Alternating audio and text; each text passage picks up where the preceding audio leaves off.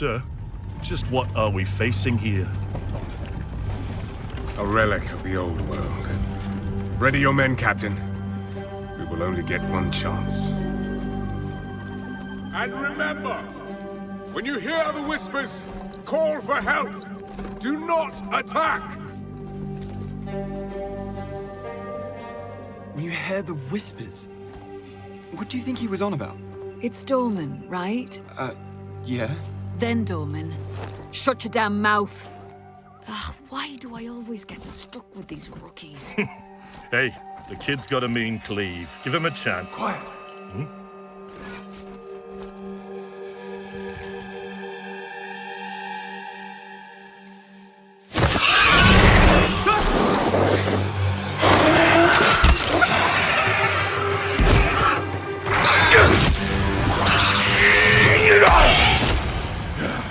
Sullen!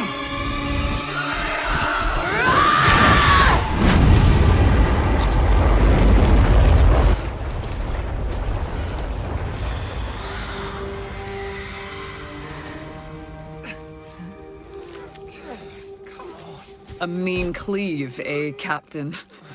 Rookie can't even lift his own sword. Captain Oren? Captain?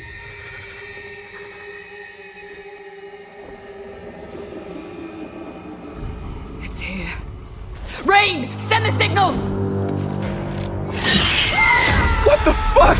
Rain!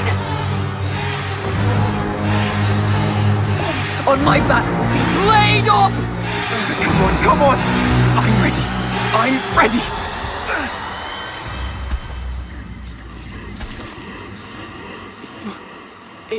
It's a man! No, it's not.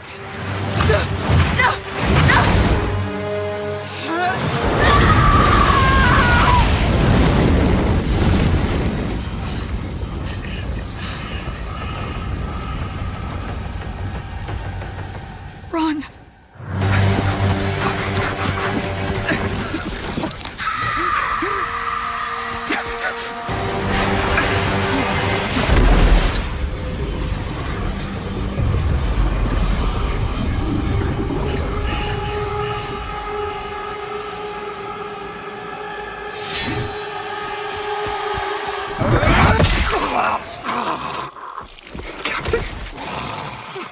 Captain!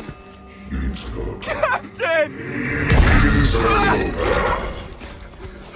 Why are you here?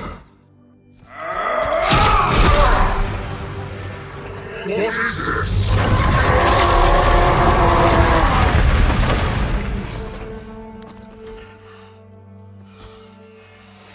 Stop! Humanity isn't ready. On your feet, lad. Sir, the captain, You'll be fine. Here.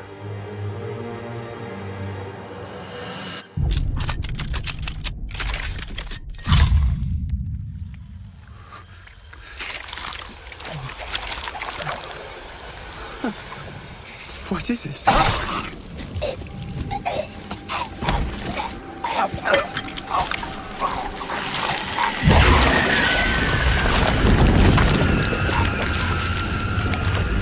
Get the body. Stop. Mortal. It can still be contained. You don't know what you have unleashed. Your kind no longer control this world. We cannot destroy your body, it's true. But you will watch as we destroy everything you have built. Bind him!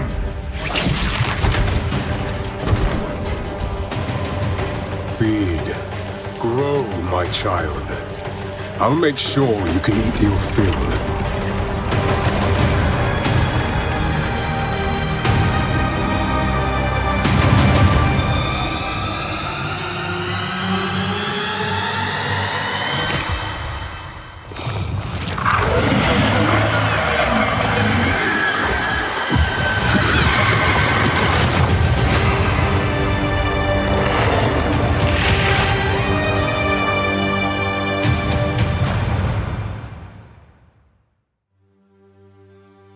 Hi, I'm Jonathan Rogers, Game Director on Path of Exile 2.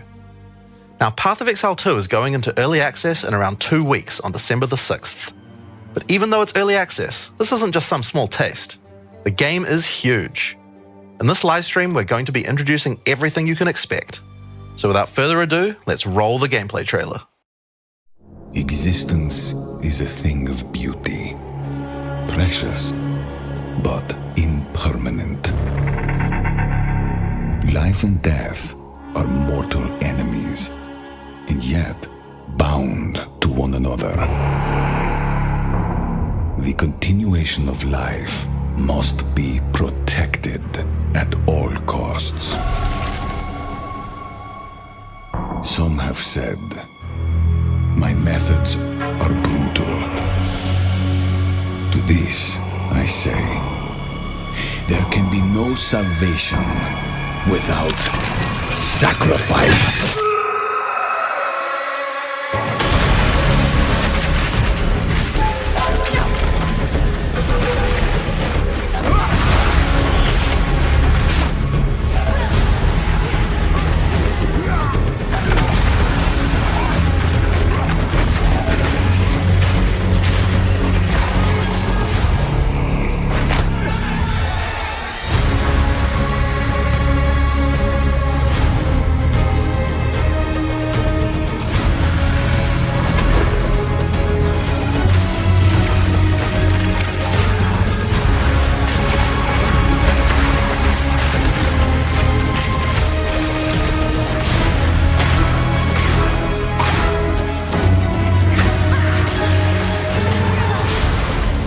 We are faced with the end, and I will do what I must.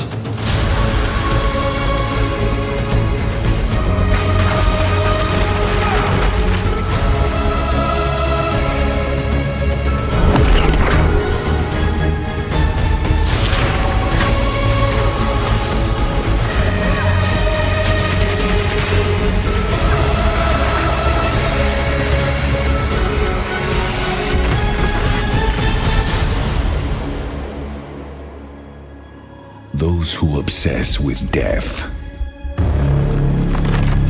let them soon be acquainted with it.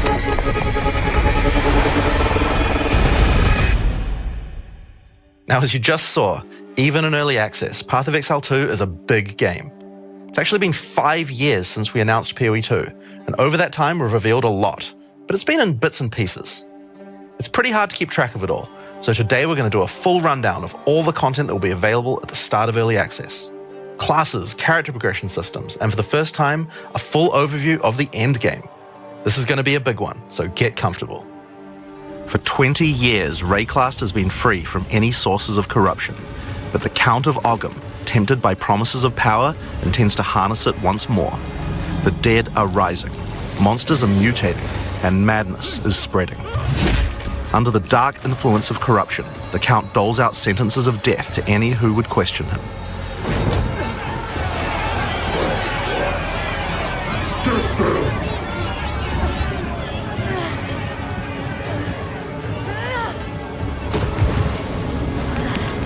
And this is where you find yourself at the start of PoE 2.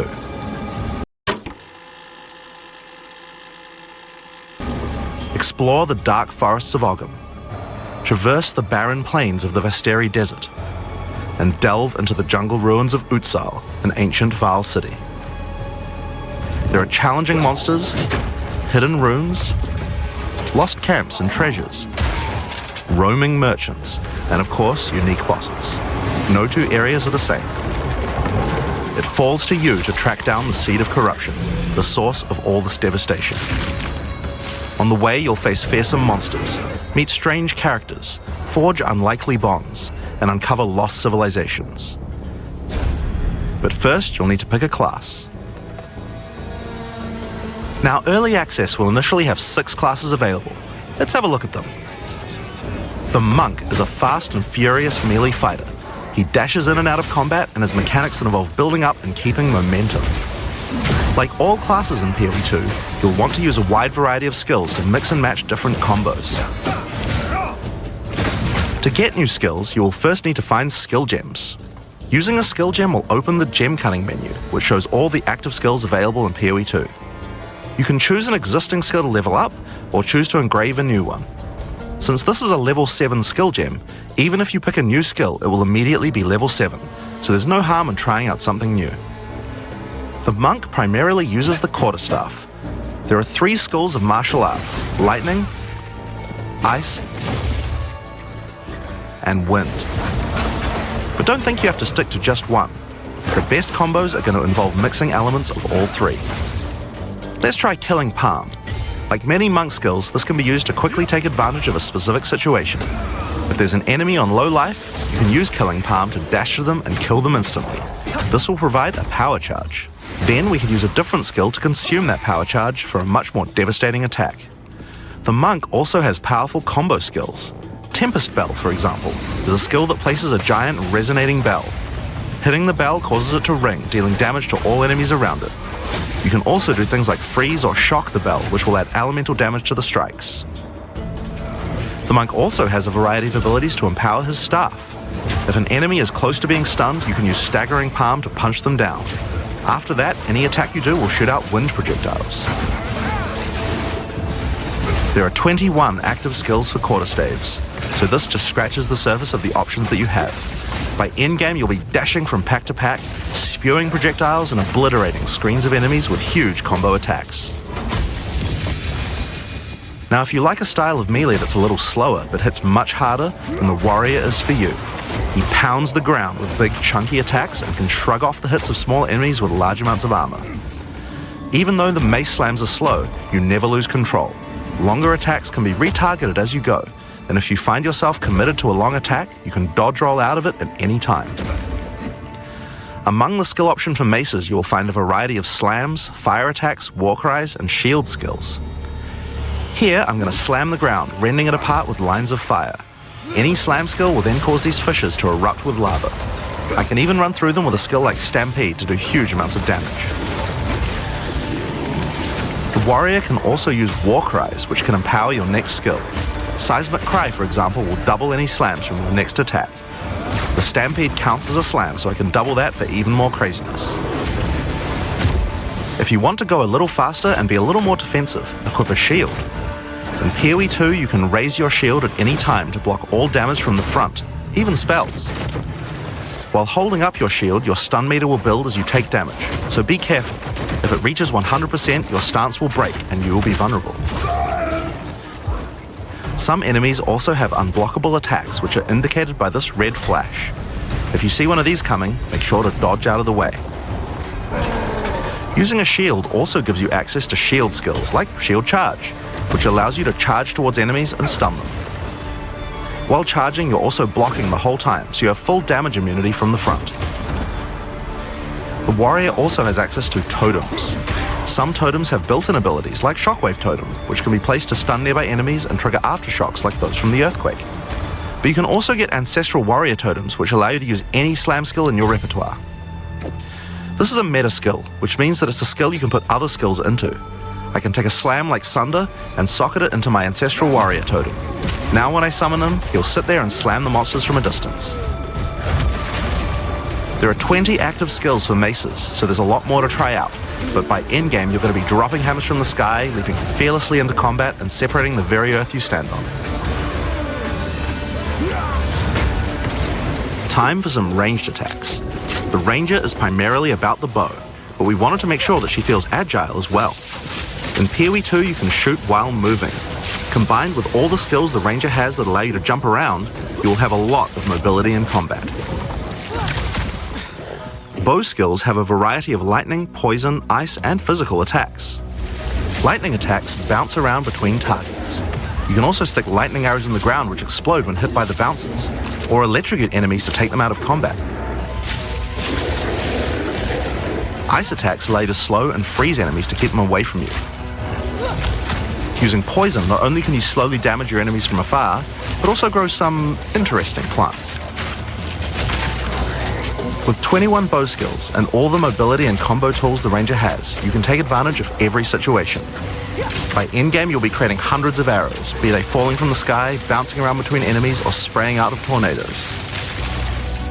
You might have noticed in the bottom left of the screen that the flask slots look a little different. In PoE 2 you have one dedicated life flask slot and one mana flask slot. Flasks gain charges as you kill enemies, and typically allow you to heal 6 or 7 times if they're full.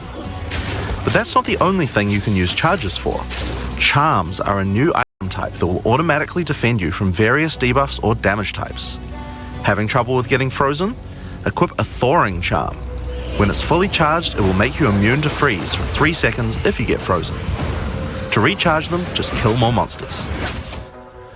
You can gain more slots for charms by upgrading your belt. The mercenary wields a crossbow that can be loaded with different ammo types, offering versatility, power, and mobility. All classes in Path of Exile 2 can be controlled with WASD, which makes this class play exactly like a shooter. For the crossbow, you will find skills that work like shotguns, sniper rifles, assault rifles, and even grenade launchers. But not only that, there are a wide variety of more interesting elemental ammos too. It's very fast to switch between ammo types, as long as you already have them loaded, which makes the mercenary able to combo abilities together for devastating effect. Use Glacial Bolt to create walls of ice to separate enemies, then switch to Fragmentation rounds to explode the ice, dealing massive AoE damage. If I come across an armored enemy, I could use armor-piercing rounds to break their armor, and then high-velocity rounds to take them down. Or perhaps I could fire a gas grenade to poison enemies before detonating the cloud with an explosive shot for massive damage. If you want to call in some suppressing fire, you can summon artillery ballistas. These have a minimum range, so you'll want to prepare your position carefully before moving in. There are 22 active skills for crossbows. By endgame, you'll be calling destruction down from the sky as you litter the battlefield with grenades and pepper your enemies with your automatic shotgun. If you're looking to take a back seat and let your minions do the work, then the Witch should be your choice. She can call forth hordes of undead monsters to fight for her while casting powerful chaos spells that debilitate her enemies. Occult skills are some of the most varied in the game, with skeletons, noxious spells, specialty minions, curses, and sacrificial magic. Before we talk about minions, we'll have to talk about a new resource in Path of Exile 2 called Spirit. This is a spirit gem, which allows you to pick from a range of persistent skills. All classes have a variety of these skills which can add some very interesting effects, like Arctic Armor, which does cold damage to enemies that hit you, or Raging Spirits, which summon fiery skulls each time you cast a fire spell.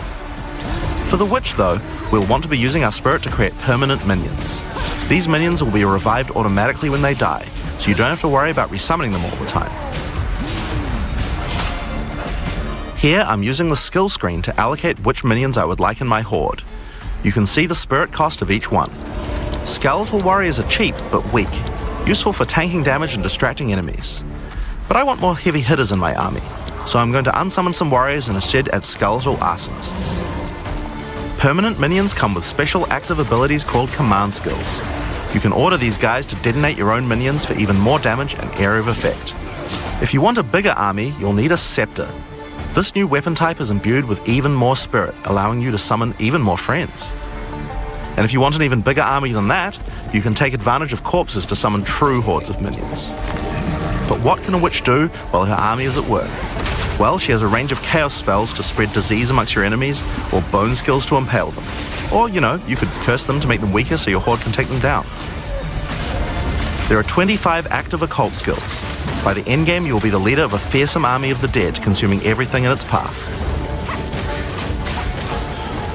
The sorceress bends the elements to her will, using them to unleash devastation on her foes. This classic spellcaster weaves a flurry of elemental magic from afar. The elemental skills have everything you might expect and more. Fireballs, icy explosions, lightning storms, you get the idea. Each spell is unique and has many different ways to build and combo with others, even between different elements. For example, Flame Wall conjures a burning line that not only damages enemies, but also empowers all projectiles that pass through it. If you place a wall and fire lightning sparks through it, they'll gain extra fire damage. It's a good idea to take advantage of the ability to automatically swap weapons when you use certain skills. Having a special staff with bonuses to fire skills and another with bonuses to lightning skills can really power up a combo like this. The sorceress can also take advantage of powerful trigger gems. For example, you could grab the Cast and Ignite gem and use it with Firestorm. As you ignite enemies, a counter will go up in the top left corner. When it's full, a firestorm will automatically be cast at the enemy that was ignited. There are 25 active elemental skills. By endgame, you'll be firing off projectiles left and right as you rain down elemental storms on your foes. Now, those are the characters that will be available at the start of early access, but we will be adding 6 more character classes with just as many skills and options as these. There's a lot more to come. There's one more important thing to mention about skills. Even though we talk about them as belong to each class, in reality there are no restrictions. You can use all these skills on any class so long as you have the attributes.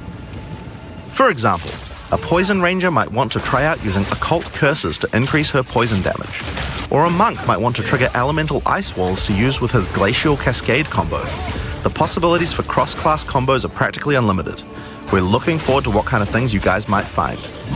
Now, Path of Exile is a game known for build customization, and we haven't even scratched the surface of what is possible yet. So let's talk about support gems. Path of Exile 2 has a system of support gems that can be combined with your active skills to dramatically change the way they work. If you find a support gem, then right-clicking it will open up this screen. Here you will find a variety of recommended support gems for each of your skills that you can pick between. For example, this is a multiple projectiles support gem and can be used to add multiple projectiles to any skill. Normally when you fire a grenade it'll look like this. But if we add multiple projectiles, then you get 3 of them. Once you have the gem, you can also freely move it between any of the skills on your character. If you want to have a multi-shot sniper rifle instead, then simply move the gem over to your high-velocity round skill. Generally speaking, if it sounds like a support gem should work with a skill, then it will work. So it's a good idea to experiment. Note that you can only have one of each support gem on your character, so you'll want to think carefully about which supports can be used best with each skill for maximum damage. Now, if you want to stick to the recommendations, you should have a perfectly good time. But if you want to experiment a bit more, then uncheck that recommended button and you can see the full list of supports that will work with your skill. There are hundreds of support gems to choose from, and even we don't know the results of all the possible ways these can interact. Each skill can have up to 5 supports socketed into it, and if you're clever, you can come up with some pretty interesting ideas. Now all of this is just scratching the surface. You can make frost vortexes, break people's armor, make minions explode, make skills repeat, make enemies set each other on fire, cull enemies, or pin them to the ground. Supports let you drastically change the behavior of your skills and create your own unique build, or at least follow someone's OP build guide. So, speaking of builds, let's talk about one of the most iconic Path of Exile systems, the passive skill tree. Yes, it's huge. There are over 1,500 nodes on there. Now, a lot of people open the tree and can get a little intimidated at first, but try not to be scared. There are lots of options, but at its core, it's pretty simple. Each level you get 1 point to put into the tree. Each class starts at a different location, but they all share the same tree. Around your section of the tree, you'll find relevant bonuses for your character. You should be safe in the knowledge that there aren't many wrong choices here. Almost all the starting nodes will be useful for your character in some way. But if you do happen to make a choice you regret, you'll be able to respec any nodes you've taken by spending a little bit of gold.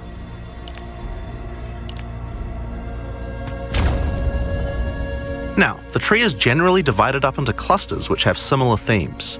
In each cluster you will find small nodes that give simple bonuses like increased damage, but the real power comes from notables. Notables normally have much more interesting bonuses, and they tend to care a lot more about how your build works and what skills you're using. For example, in the mercenary area of the tree, this one gives a 25% chance for crossbow skills to not consume a bolt. And here's one that gives grenades a chance to blow up a second time. This one gives a chance for projectiles to rebound off terrain, as well as giving you some pierce chance to make that more likely. Note that even though this is in the mercenary section, this would work with projectiles from all classes, so there are often reasons to go to different areas of the tree. In order to get between these clusters, you will generally have to allocate nodes in the attribute highways. Attribute nodes allow you to pick which attribute you would like to use, so it's very easy to get points for any attribute that your gear might need. You can change which attribute these nodes give you for half price at the respec vendor. In addition to notables, you will also find even larger passives called keystones. Keystones have both an upside and a downside, and often require changing your entire build to design around them. A great example is Giant's Blood, which allows you to wield 2-hand weapons in a single hand, but doubles the attribute requirements of them. You can use a two-hand mace with a shield, or even dual wield them. Or how about Mind Over Matter, which makes all damage go to your mana pool first before your life pool, but you lose 50% of your mana regen. Skills like these can be tough to build around, but if you're up for the challenge, they can be very rewarding. As we showed you earlier on the Sorceress, you can swap between weapon sets on the fly as you use certain skills. One of the new features in Path of Exile 2's passive tree is that you can choose to have your passive tree change as you switch between weapon sets to take advantage of specific bonuses on the tree. For the Sorceress, you might want to change between fire and lightning specialization. Or you could switch between one-hand and a two-hand setup in order to be able to block boss attacks while following up with heavy hits from your bigger mace. Or perhaps you could have a full curse setup on your witch to debuff enemies before switching to a chaos degen build for maximum damage. If you want to stick with just one weapon set, you can just use these specialization points as bonus points to invest however you like, but creative players will find plenty of opportunities with this system. You can get weapon specialization points throughout the campaign from optional bosses and quests. For example, if I manage to defeat the Crowbell, I'll get a weapon specialization book. There are lots of other permanent boosts available from the campaign too. On the map you can see icons that indicate the many optional encounters you can find. Some of them have permanent character boosts, and others have powerful items. If you're having trouble getting past a boss, it might be a good idea to explore and see what you can find. For example, if you defeat Blackjaw the Remnant, you'll gain a permanent increase to fire resistance. One of the most important finds are spirit bonuses. You can find the first one here in the canopy in Act 1. Defeat the boss in this area to acquire a permanent addition of spirit. The permanent buffs you gain from spirit are very powerful, and every class will find a use for them, so make sure you hunt down these upgrades. There's one in each act. Now we haven't even talked about the most important element of character progression, items. That's why we're all here, right? Items in Path of Exile can be broken down into 4 rarity groups: normal, magic, rare, and unique. One of the things you're going to want to do as you play through the campaign is upgrade the items you find, and you can do that with currency items. An Orb of Transmutation will allow you to upgrade a normal item to a magic item with 1 mod. You can then apply an Orb of Augmentation to add a second mod, then use a Regal Orb to add a third mod, and upgrade it to a rare. Finally, you can use some Exalted Orbs to add more mods to your rare to a total of 6 mods. One of the things we think is really important is to make these options available to use as you play. All the items that add mods are much more common than they were in Path of Exile 1, so that you can use them throughout your campaign playthrough. We want you to find things on the ground that can be crafted into upgrades much more frequently. As well as making the drop rates on these items much more common, you can also get them by disenchanting unwanted gear at the magic item vendor. If you disenchant magic items, you can build up to an Orb of Transmutation, and by disenchanting rares, you can build up to Regal Orbs. Another important area of crafting items in PoE 2 is sockets. Some items you find will have sockets that can have Ezomite runes placed in them that add more mods to the item. If I insert this glacial rune into my helmet, it will give extra cold resistance. This is a great way to solve problems that you have with your build, like resistances or damage. If you find socketed items that you don't have a use for, you can take them to the salvage bench in town to work towards an Artificer's Orb. This will allow you to add sockets to your existing items. Body armors and two-hand weapons can have up to 2 sockets, while the rest of your armor and one-hand weapons can only have 1 socket. You can also salvage items with quality to create items like armor scraps or whetstones. These will allow you to increase the quality of your items for an up to 20% boost. If you don't want to disenchant or salvage your items, you can always sell them for gold. Gold can be used to buy items from vendors, and we've tried to do a lot to make sure that the items they have for sale are actually useful. Every time you level up, they get more stock, so make sure to check back often. Other vendors offer a gamble. Pay a flat amount of gold and you'll get a random item of a specific type. This could be a great way to improve your gear, if you're lucky. Gold is also used to respec your passive skills. Take advantage of this system to experiment with your tree and rework it as required. The other thing you might want to use gold for is the currency exchange. This allows you to exchange currency items with other players on an open market, in exchange for a small gold fee. Now, all items in Path of Exile are freely tradable. We never bind anything to your character, except gold. Now, most gear in Path of Exile 2 is randomly generated, but there's another type that isn't: uniques. They are especially rare, each with a handcrafted set of unusual mods which can dramatically change a character's build. They're not just better rare items, they can do much stranger things that can fundamentally change your character. Corpse Wade will make any corpses you run through explode into clouds of poison. The Sands of Silk is a body armor that changes your dodge roll into a blink, morphing you into sand as you teleport past your foes. And of course, some uniques are just pure hits of dopamine, like Quill Rain, which just turns your bow attacks into full auto by doubling your attack speed. Each unique is something that you can build your character around. We try to make sure that most unique items have a potential use at endgame, even if you find them early on. And as you can see, every single unique item comes with custom art to match. The last character progression system that you can do during the campaign is Ascension. Starting in Act 2, you will come across Ascension Trials, tests that you must complete to unlock your Ascension class. We'll explain these trials soon, but first let's take a look at what Ascending can do for your character. Each class has access to 3 Ascendancy classes, but at the start of Early Access, only 2 per class will be available. Ascendancy classes are unique to each character class, so choose wisely. They can drastically affect how you build your character. As a sorceress, you could become a Stormweaver, a master of the elements. Tempest Caller causes elemental storms to be summoned each time you do a critical hit with a spell. With Strike Twice, you can stack 2 copies of Shock for more damage, and going deeper into the tree, you can make all your damage types apply Shock. Make a Shock build from any skill. Alternatively, you could become a Chronomancer and command time itself. She literally has the ability to stop time with Time Freeze. Not only that, but she has many other time manipulation abilities. Using Temporal Rift, she can teleport back to a previous location, resetting her life and mana back to what it was.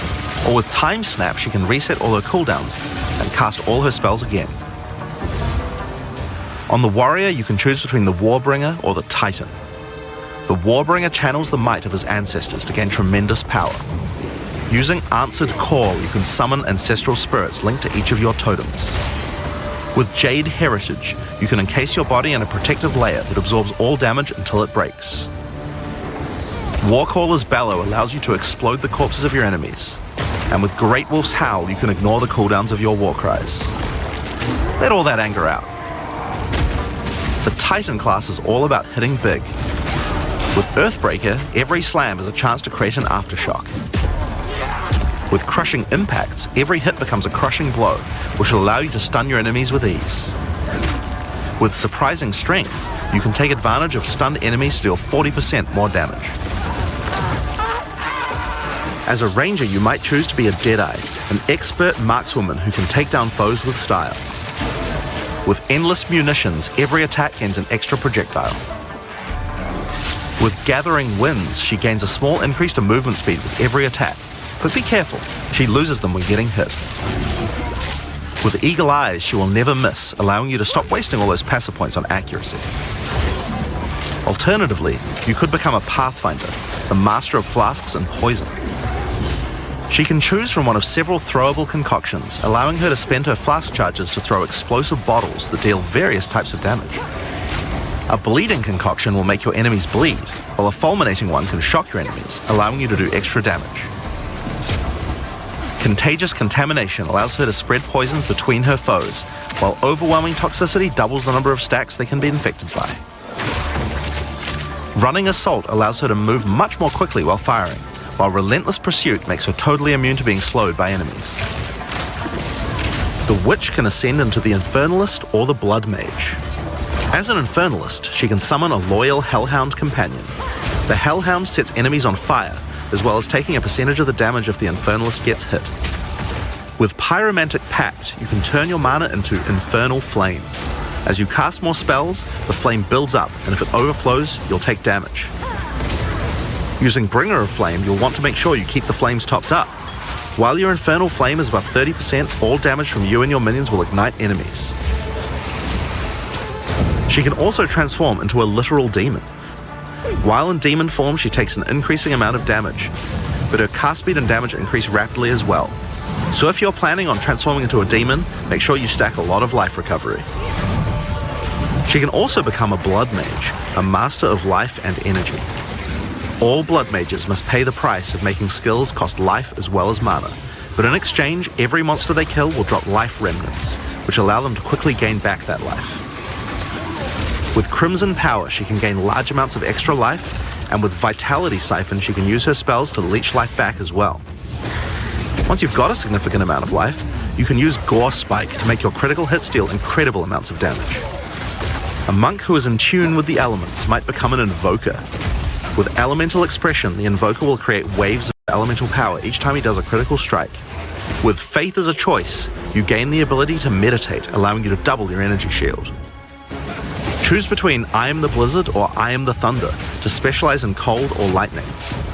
And I Shall Rage will allow you to turn into an unbound avatar. Each time you apply a status ailment to an enemy, you gain Unbound Fury. When you have enough, transform into an avatar to deal way more damage and inflict even more elemental ailments. Some monks choose to reach into the darkness instead. The Acolyte of Chayula can exchange their mastery of spirit for darkness, a resource that can be utilized to both absorb and deal damage. The Shroud of Darkness will protect you from all damage incoming, but if you take Grasp of the Void, you will deal extra chaos damage from all the darkness you have. Their Dark Pact offers greatly increased resistances to chaos damage and can allow their mana leech to not only happen instantly, but apply to their energy shield as well. Another node you can take is Waking Dream, which allows you to see into the domain of the Breach Demons. There you will see the Flames of Chayula that can be taken to gain life, mana, and damage. The Mercenary has a job to do, but which job suits you? You might choose to become a Witch Hunter. Obsessive Rituals will give you a sorcery ward, allowing you to defend yourself against elemental hits in exchange for less defense against attacks. With Zealous Inquisition, your enemies have a 10% chance to explode on death.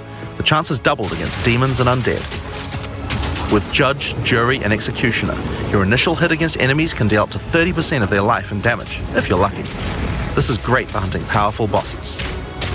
And with Witchbane, you can break your enemy's concentration, preventing them from casting spells as often as they would usually do. You could also choose to become a Gemling Legionnaire, enhancing your abilities by embedding gems directly in your flesh. Integrated Efficiency will give you extra skill slots. Thermatological Infusion gives you extra maximum resistances as you socket more and more support gems. Adaptive Capability allows you to use any color of gem without worrying about attributes, while Crystalline Potential adds extra quality bonuses to every gem socketed into your character. So those are the Ascendency classes for the start of Early Access, but one thing we haven't talked about yet is how you ascend in the first place. Ascension in Path of Exile 2 requires completion of one of the Great Trials, which you'll find as you progress through the campaign. Each one is associated with one of the major cultures of Rayclast. Located in the Vasteri Plains are the Maraketh, a culture of rich tales and brutal traditions, who must do whatever it takes to survive in the desert. The highest position in Maraketh culture is a Sekima, and it is not a title given freely. All aspirants must complete the Trial of the Sekimas, a grueling gauntlet that will test their strength, will, cunning, and patience. To enter, a warrior of the Maraketh must prove their worth by trapping the soul of a djinn in a coin, and you are no different. Once you have earned your coin, it may be placed on the relic altar to begin the trial.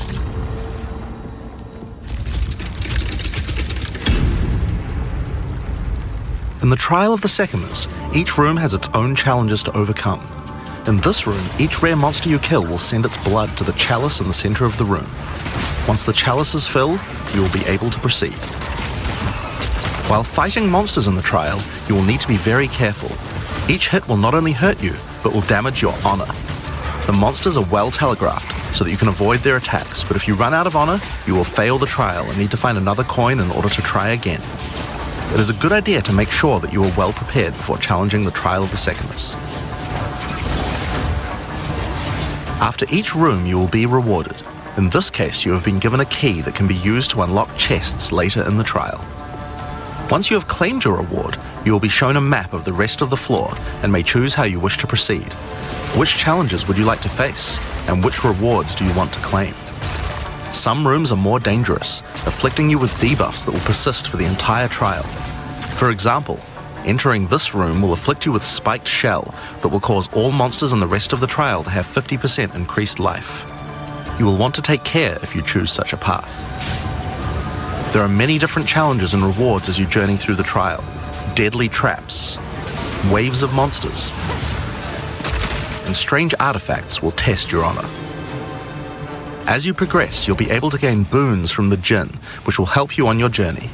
For example, the Sekima's cloak will revive you once if you die, giving you a second shot at a run. One of the rewards you may find is Sacred Water, an extremely valuable and treasured resource to the Jinn and the Maraketh. Trading it with the Jinn will allow you to receive many benefits. You can recover honor, gain additional boons, or remove afflictions. At the end of the floor, you'll find a powerful boss which will truly test your limitations. In order to ascend, you will need to defeat him.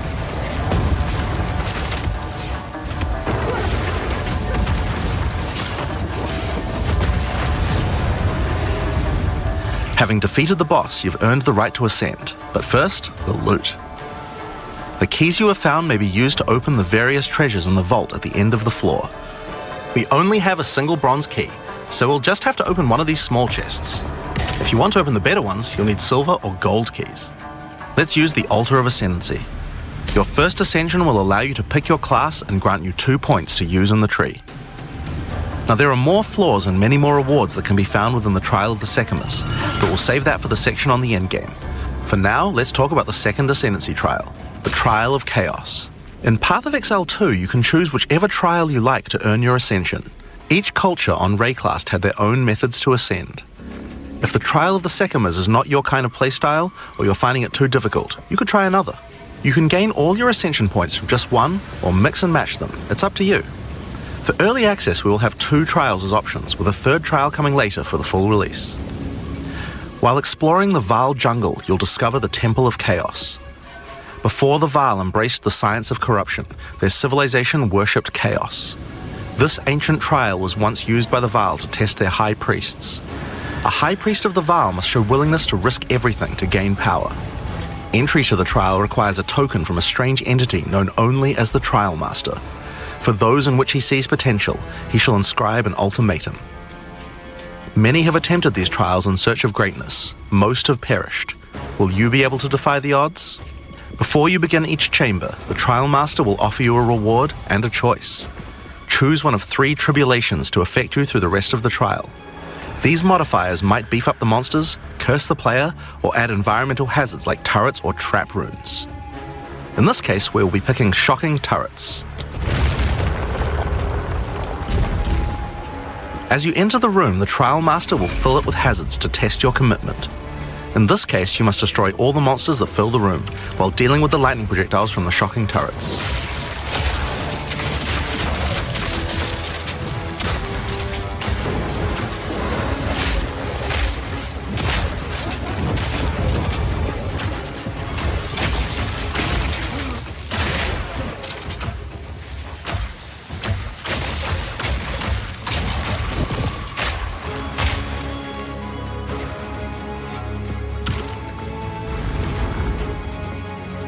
After each room, you will need to make a choice.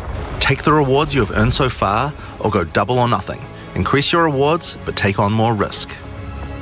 Each tribulation you add is minor on its own, but they quickly stack on top of each other and can become overwhelming. There are many types of chambers in the trial. Each will test your resolve in different ways. This one simply requires you survive for a certain amount of time. Another requires you to escort the stone idol through the level as elevators full of monsters descend to attack you. Should you be able to get through the first 3 chambers, you will face your first boss. The order of the bosses is random, and combined with the tribulations you have selected, the fight will never feel the same. After defeating the boss, you may claim your rewards. Of course there are the items, but you also gain the right to ascend. If you already did the Trial of the Sekimas, then you can claim 2 more points to add to your Ascendency class. Now it's possible to go much deeper. There are more bosses, rewards, and risks to take, but we'll talk more about that when we get to Endgame. So how about we talk about that now? So far, we've only been showing you footage from the campaign, but some people would argue that the Endgame is where the game truly begins. Something that happens almost every time a new action RPG launches is people saying, there isn't enough Endgame content. Well, we want to make sure that in PoE 2, people don't feel that way, and we actually only changed our development priority for this recently. The first 3 acts of PoE 2 already take around 25 hours to complete if you're a new player. This is already a pretty significant campaign. On the other hand, people spend hundreds of hours in Endgame each league. We realized that finishing the rest of the campaign for early access was actually a bad idea. Instead of having acts 4 to 6 in early access, we could concentrate on Endgame and make that great. For new players, a 25-hour campaign is already a huge game with lots of content. But for existing action RPG players, what you mostly care about is all the endgame challenges to overcome. So several months ago, we switched the entire development team's focus over to making endgame content. At the start of early access, there will be 50 bosses and around 400 monster types. But the great thing is that the rest of the game is like 80% there. We'll be adding content to roughly double the size of the game during early access and into release. Now, in order to make the endgame happen at the same character level as what it would be after we added the rest of the acts, we've added a second difficulty level called Cruel, where you repeat the campaign with all the monsters and bosses leveled up. And of course, new rewards. You can kind of think of it as like a new game plus.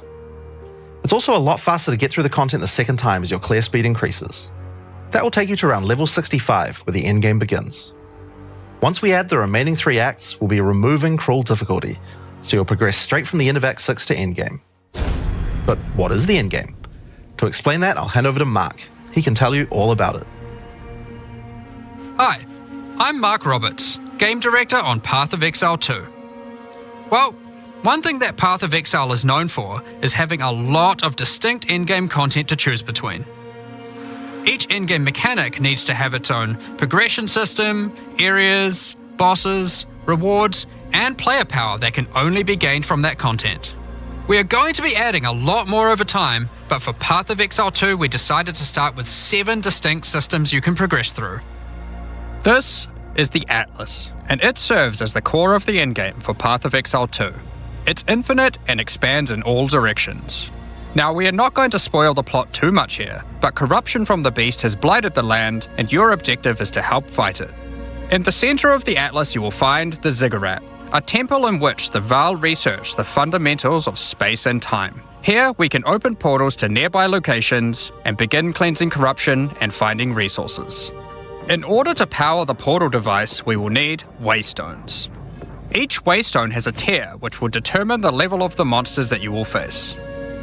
To go to an area, simply click one that is adjacent to an area that you have already completed. Insert the waystone and click Traverse. Portals will open, allowing you and your party to travel to the area you have selected. All the areas in the endgame feel distinct from the locations in the campaign, and we have dialed the randomization up to 11.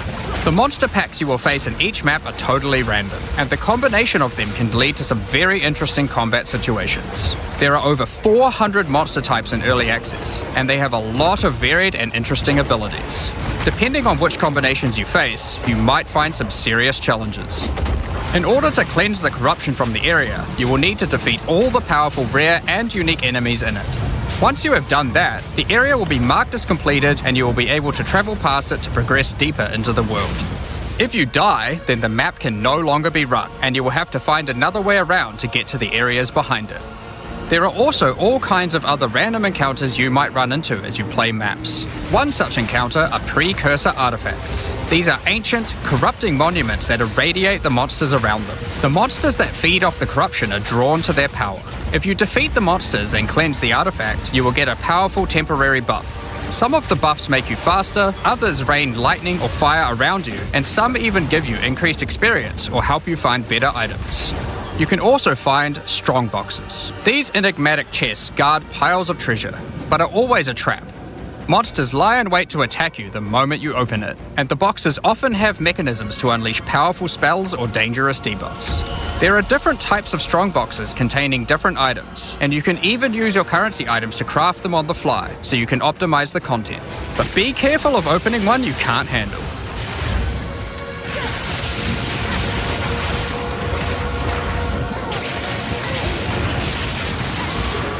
Sometimes you'll discover monsters frozen in essences, solidified crystalline corruption. These dangerous monsters can be broken free. If you defeat them, the essence they drop can be used to upgrade normal items to magic items with a guaranteed mod from a category. For example, we could use this one on some boots to ensure a movement speed mod. Rarely, essences will also drop that allow you to upgrade magics to rares, adding the guaranteed mod.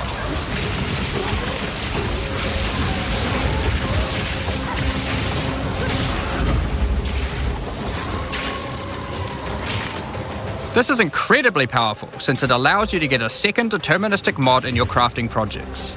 Combining these with the currencies that are commonly found in Rayclast for modifying items, and we can get a very nice pair of boots indeed.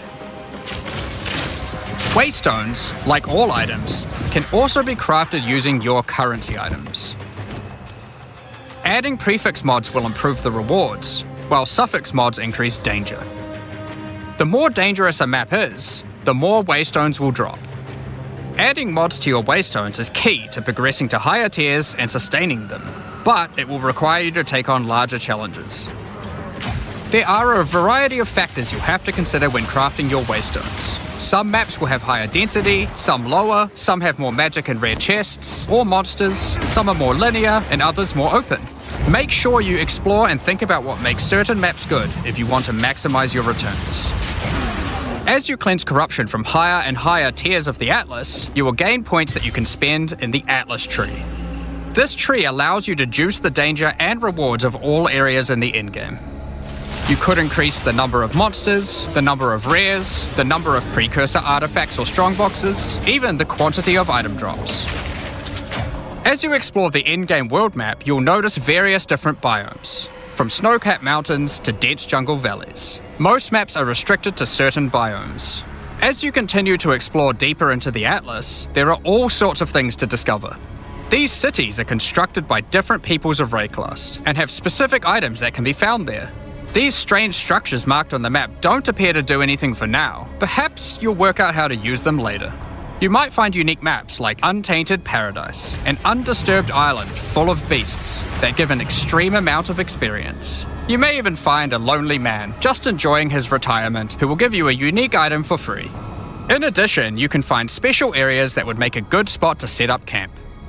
Clear these areas of their hostile inhabitants, and you'll be able to claim them as your own hideout. You can decorate your hideout as you see fit and invite various NPCs to join you there to create your own personal base of operations. A great tool for exploration are towers. These mysterious precursor constructs are dotted around the Atlas. Completing the tower will reveal a large area around it, allowing you to scout out your next challenge. There are lots of things to find, so keep looking. Some sections of your Atlas are influenced by corruption. This adds extra modifiers to the maps in the region, increasing difficulty and rewards. Here, slaying monsters in close proximity to each other will cause the vestiges of corruption within them to merge together, forming powerful and grotesque abominations. You may have noticed while looking at the Atlas that some of the areas have these icons above them. The icon indicates that the area contains some kind of special encounter. This icon indicates that the area has a powerful boss. Because only 1 in 4 maps contain a map boss, we are able to make them very powerful and very rewarding.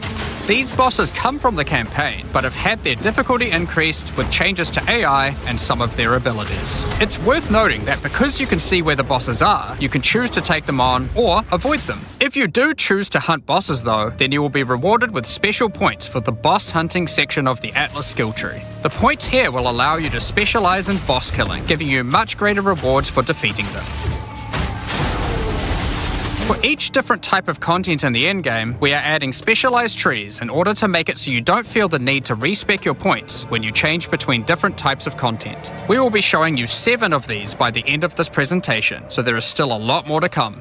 Bosses are not the only icon you will see on the Atlas. Let's take a look at one of the endgame systems, Breach. If you played PoE 1, you might be familiar with Breach. For PoE 2, we have created sequels to several PoE 1 leagues. While the mechanic is familiar, the monsters, bosses, rewards, and progression are all new.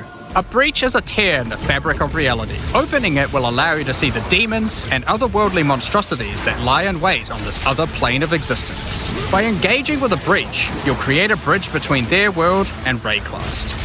In order to keep the breach open, you will need to kill the demons that pour forth. The faster you can kill the monsters, the more monsters you will fight, and the more loot you will find. You can also find clasped hands that will open and drop more items if you run over them. These can be a good boost to the rewards of the breach, so keep an eye out. One of the rewards that you may find while fighting monsters from Breach are tablets. Tablets are special items that can be used with precursor towers to add more encounters to the Atlas. Breaches will drop breach tablets. Clicking on a completed tower will allow you to consume the tablet to add more breaches to areas within range of the tower. This makes all the content in the Atlas self-sustaining. Want to do more breaches? Find the tablets, add them to your towers, get more breaches, getting more tablets. Soon your Atlas will be covered in otherworldly domains. In addition, like all items in PoE, you can craft them. Use your currency to add mods to your tablets, allowing you to upgrade all the breaches in range. Tablets can have up to 2 mods. These mods do things like adding extra rare monsters, extra clasped hands, or even mods to density of breaches, allowing you to keep them open longer.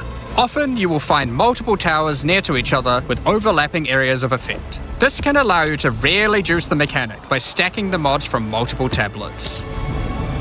In your fight to hold the breach demons at bay, you may want to use the powers of their world against them. Each in-game mechanic always has player power that can only be gained from that mechanic, and Breach is no different. In Breach you will find catalysts, items that can increase the quality of rings and amulets by improving specific mobs. You can also find Breach Rings, a special base type that can have its quality improved by catalysts up to 50%. In this case, you could create a ring with around 170 life. Breach Rings can become some of the strongest rings in the game, giving you some good motivation to face the demon hordes. In addition, each endgame mechanic needs to have a pinnacle endgame encounter. While killing Breach monsters, you may find Breach Splinters. Collect enough of these and you'll be able to create a Breach Stone. Using a Vaal technology called the Realm Gate, you can use your Breach Stone to access their domain and bring the fight to them. In this twisted domain, you will find nothing but a single massive breach. Triggering it will reveal hordes of breach inhabitants.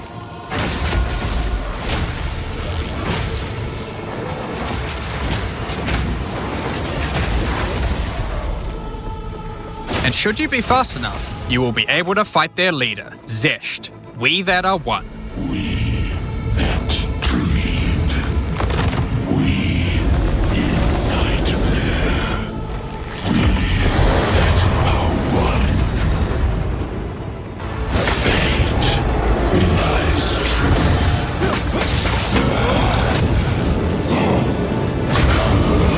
So they sun.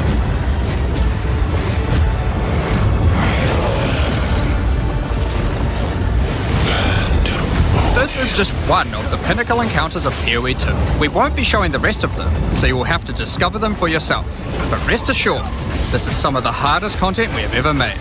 All of these encounters have specific uniques that can only be found from them, but that's not all. We still have the progression system. Defeating Zesht will give you points to allocate into the Breach section of the Atlas tree. Allocating these points will make breaches and the Breach domain even harder, but will give you more rewards. The small nodes will increase the difficulty of the Twisted Domain, while the large nodes have more specific bonuses. For example, this node adds more clasped hands to your breaches, and adds a pack of magic monsters that can guard them. Get some more points and you can allocate Waking Nightmare, which will double the number of splinters you get from clasped hands, and inflict you with a mysterious debuff. In order to earn more points, you will need to defeat Zesht at a higher difficulty, and some rewards from Zesht can only be found by increasing the difficulty of the Twisted Domain above certain thresholds. Defeating Zesht at difficulty 4 will be a challenge indeed, but there are many more threats in Rayclast. Ritual altars are sacrificial sites built by the mysterious King in the Mists. If you encounter this symbol on the Atlas, then you know that the area contains ritual altars. Ritual altars demand tribute. Every monster you slaughter in the circle will feed the altar. After the sacrifice, touch it to begin the ritual. The monsters you just killed will be resurrected by the King of the Mist's dark magic, and you must fight to survive. The tribute you have offered to the altar can be spent to buy powerful items, but they can be expensive. To gain more tribute, you will want to find more altars. Each successive ritual you do within an area will spawn the monsters revived by the previous ones, in addition to the ones you sacrifice next to it. By the end of an area, you will be fighting a truly imposing number of foes, but will have a significant amount of tribute to spend. One of the rewards you can buy with tribute are omens. These are special items that allow for meta crafting. Crafting items that affect other crafting items. Have an item with good prefixes but bad suffixes? This omen will help you to remove the mod you don't want while keeping the ones you do. There are a bunch more of these with different effects, but we will leave them for you to discover. Now don't forget that Ritual will also drop tablets, which can be used to specialize into getting more rituals. If you want to get to the pinnacle boss of Ritual, then you will probably want to use them. They can also be crafted to grant mods, making your rituals more rewarding. The pinnacle encounter of Ritual is the King in the Mists. Feared by the Asmeri people, he is said to have brought eternal darkness to the Wildwood. We won't show the encounter, but just like Breach, there are a range of unique items you can get for defeating him, and you will gain points in the ritual section of the Atlas tree. Some maps have been touched by insanity. A mysterious entity has taken a special interest in you. Step through the looking glass and you will find your nightmares coming to life. When you touch a mirror, the mists of delirium will spread out across the area, infecting your mind. You must stay within the mist to maintain the nightmare, which is as profitable as it is terrifying. Everything you kill will increase the rewards that drop. However, the deeper into the mist you travel, the stronger the monsters are. Be careful not to overstay your welcome. Rare and unique enemies will become vessels for terrifying demons, who will manifest out of them to unleash powerful attacks on you. The mist also offers a strange crafting material, distilled emotions. By combining these emotions, you are able to instill your amulet with a notable from the passive skill tree. This is like gaining an extra passive point for free, attached to your gear. They are also particularly great because you don't have to traverse the tree to get them, allowing you to get off-class bonuses that would normally be much harder to get. Distilled emotions can also be used to instill your endgame maps, applying Delirious to them and adding additional difficulty and rewards, allowing you to further juice your endgame maps. The tablets you can find from Delirium can be used to further improve it, increase pack size, make the fog dissipate slower, or improve your progress towards the pinnacle encounter of Delirium. Speaking of which, every now and then you will find simulacrum splinters. The mysterious entity will create strange encounters based on warped versions of your own memories. Monsters and simulacrums come in waves that get progressively more difficult. You will receive loot at the end of each wave, and you will have to make the decision to leave now or continue on, facing up against even tougher foes from the mist. The bosses you will face as you get deeper into a simulacrum are truly terrifying. If you can complete a simulacrum, you will gain points for the Delirium section of the Atlas skill tree. Next up, we have Expedition.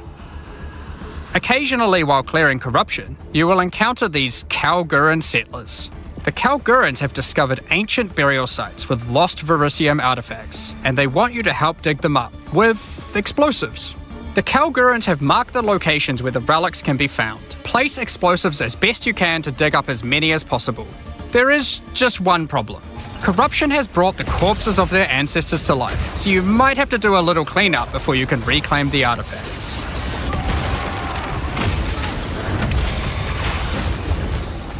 You can also find remnants, the destruction of which will further anger the restless dead. Each one you blow up will make the subsequent monsters more powerful, but also more rewarding. Danig, Rog, Tujin, and Gwenin will exchange the artifacts for useful items and runic magic. You can also find tablets to increase the number of expeditions and the rewards. This one increases the radius of explosives, while this one increases the number of remnants you will find. Eventually, you might discover a logbook. These are special maps full of buried treasure and relics, essentially one giant dig site. Here you can create an extremely long chain of explosives and go through a very high number of remnants. But be careful, many remnants have mods that can really brick your build, so you will probably want to avoid these ones. If you add too many remnants, you could easily make the encounter harder than you can handle. There are all sorts of interesting things buried under the ground in logbooks. You might find dripping caves and hidden pirate caches, but the most powerful encounter is Olroth, the ancient undead commander of the Knights of the Sun. Defeating him will grant you unique rewards, as well as points to spend in the Expedition section of the Atlas tree. So those are the endgame systems on the Atlas, but we are not done yet. The trials we talked about earlier have much more content when you get to Endgame 2. Just like the other endgame systems, they also have progression mechanics, unique rewards, and player power that can only be gained from them. As you get higher level coins for the Trial of the Sycamores, you will unlock more floors to explore. Each floor has its own challenging rooms and a floor boss that you will need to kill.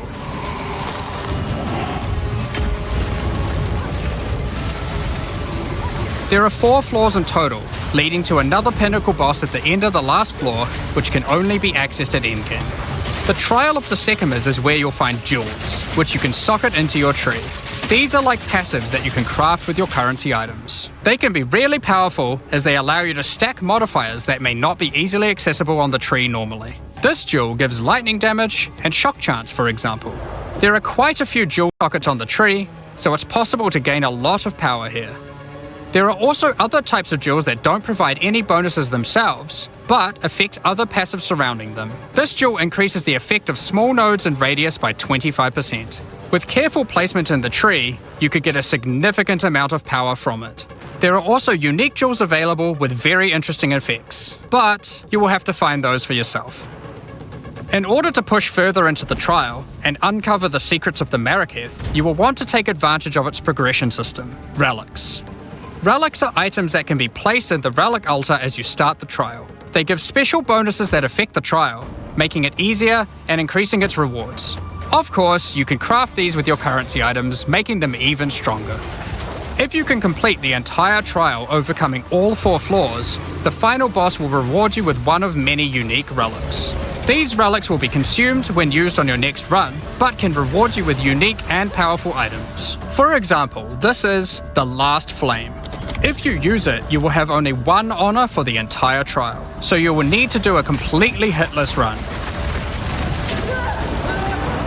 The Trial of Chaos also extends into the endgame. As you gain inscribed ultimatums of higher and higher levels, the number of chambers that you can go through increases. In true Vaal style, this allows you to take even more risks for even more rewards. At endgame, you can progress through up to 10 chambers with 3 bosses on a single run. Stacking 10 tribulations on top of each other will make this a significant challenge, but it's worth it. The Trial Master will tempt you with items of the Vaal Empire, such as Vaal Orbs. Vaal Orbs are powerful crafting items that corrupt your gear with random, mysterious outcomes. Corruption prevents an item from being modified further, so it has to be the last step of your craft, but it's also the most impactful one. For example, if you use one on your body armor, it might add a new powerful enchantment, or it might re-roll up to half of its modifiers.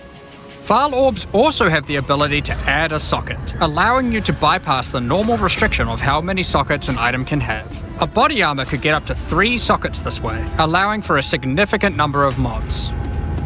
Vaal Orbs can even modify uniques. Adding enchantments or sockets to uniques can make them incredibly powerful, but there is a good chance that you will break them as well. The Trial Master will also occasionally offer you soul cores. Originally formed by Chaos, the Vaal sought to replicate soul cores through human sacrifice rituals and blood magic to power their civilization. Soul cores are powerful socketable items, with mods that cannot be obtained from regular runes. Like all endgame content, there is of course a pinnacle boss. The final chamber will drop keys to this mysterious door. Some say this is where the Trial Master himself resides. Perhaps you are willing to take the risk to find out. Had enough yet? Because there is still just one more thing. The most difficult content in Path of Exile 2. While mapping, you might come across this fortress that has emerged from underground, surrounded by an enormous maze riddled with danger. Is the maze preventing something from getting in, or something getting out? This fortress is of ancient origin, and its construction has similarities to the towers and tablets that you have been using on your journey through the endgame. It is clear from the entrance that there are 3 keys required to enter. Local factions are vying for access to the fortress in order to seize the power they believe will be inside. Each of the faction's leaders have managed to get their hands on one of the keys, so you will need to defeat them. Each faction is led by an Uber Act boss. You can see one of them inhabiting the city, but in order to fight him, you will first need to defeat their 2 lieutenants in the adjacent zones. Be careful.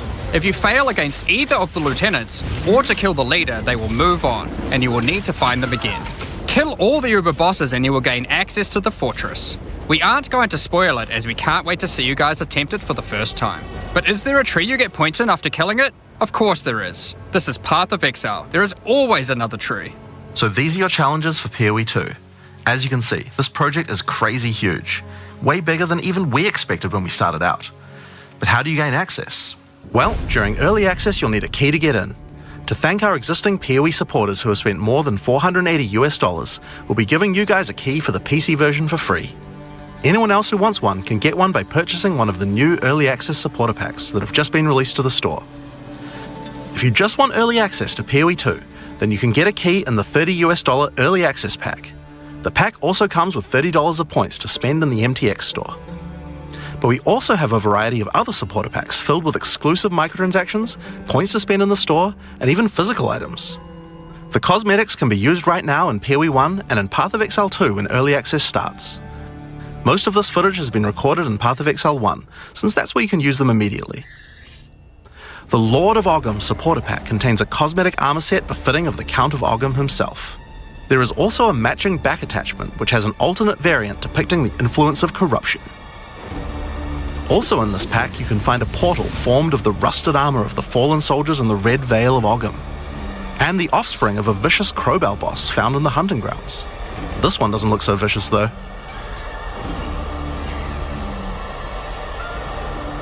On top of that, you'll receive the Iron Count's Zweihander to apply to your one-handed or two-handed swords.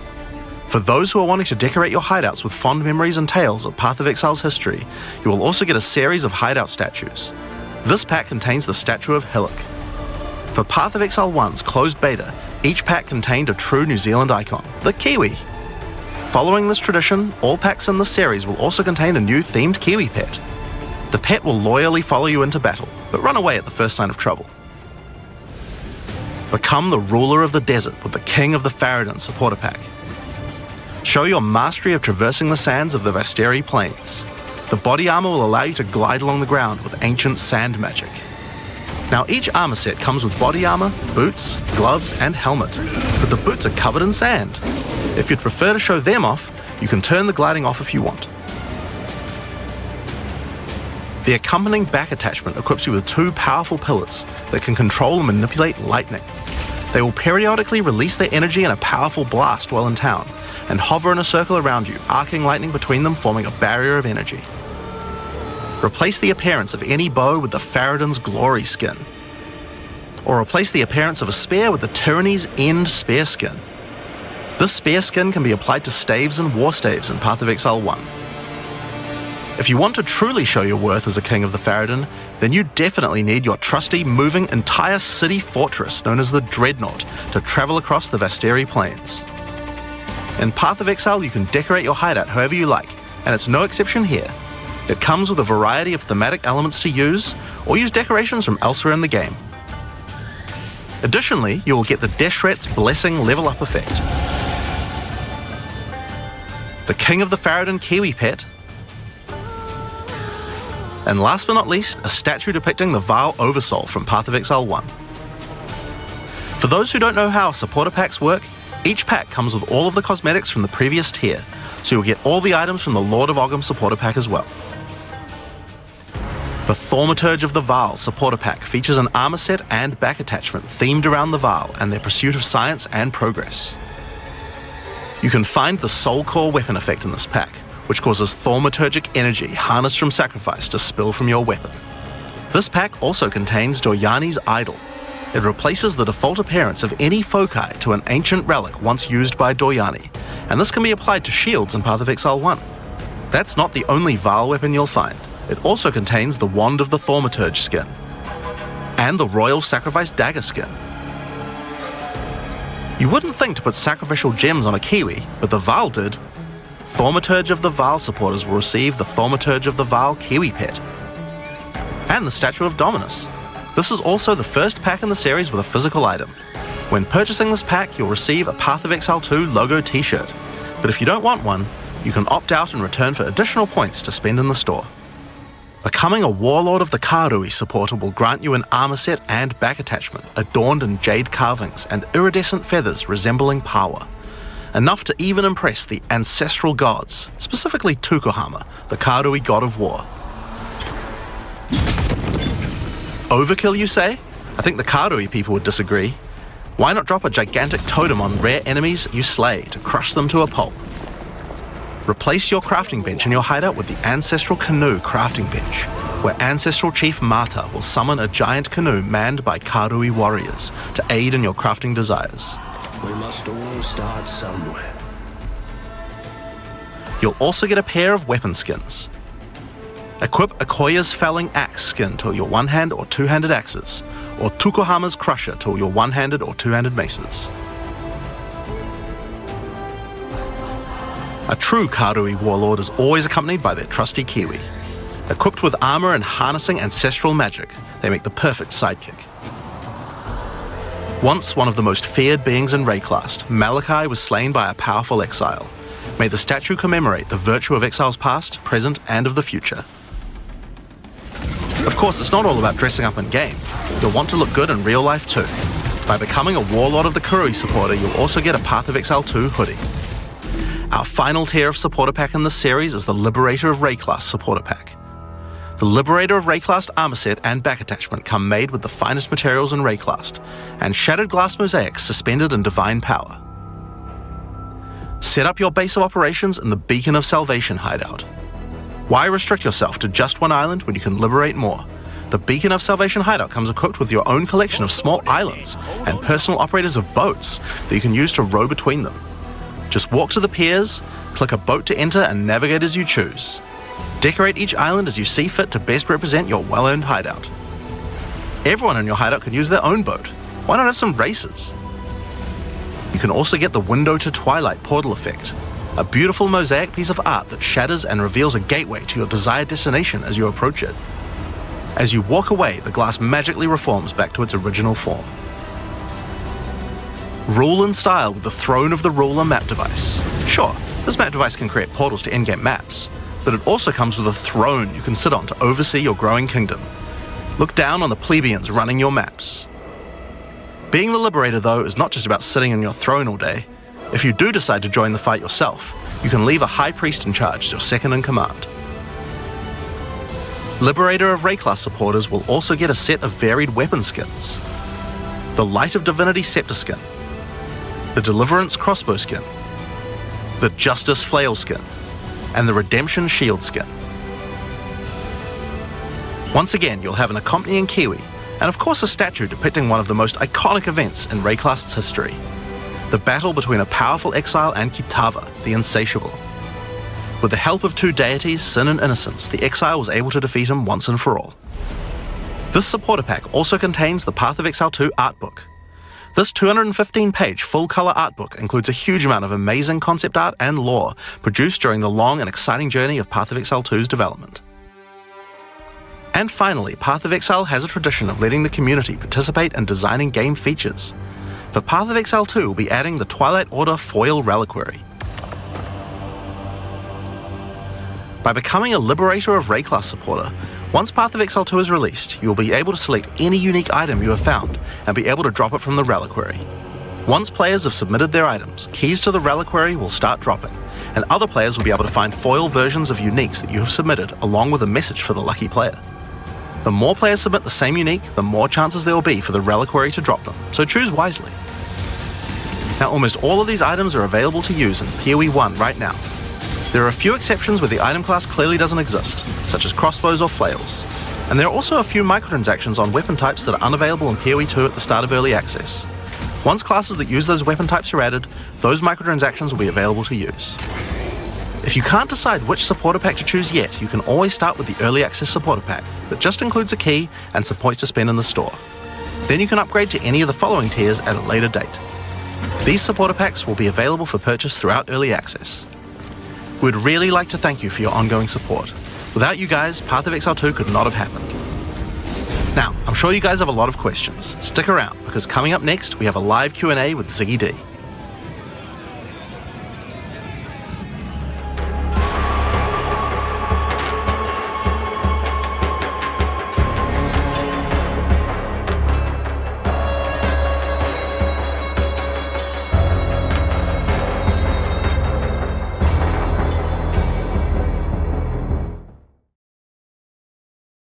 To the post-show discussion and Q&A.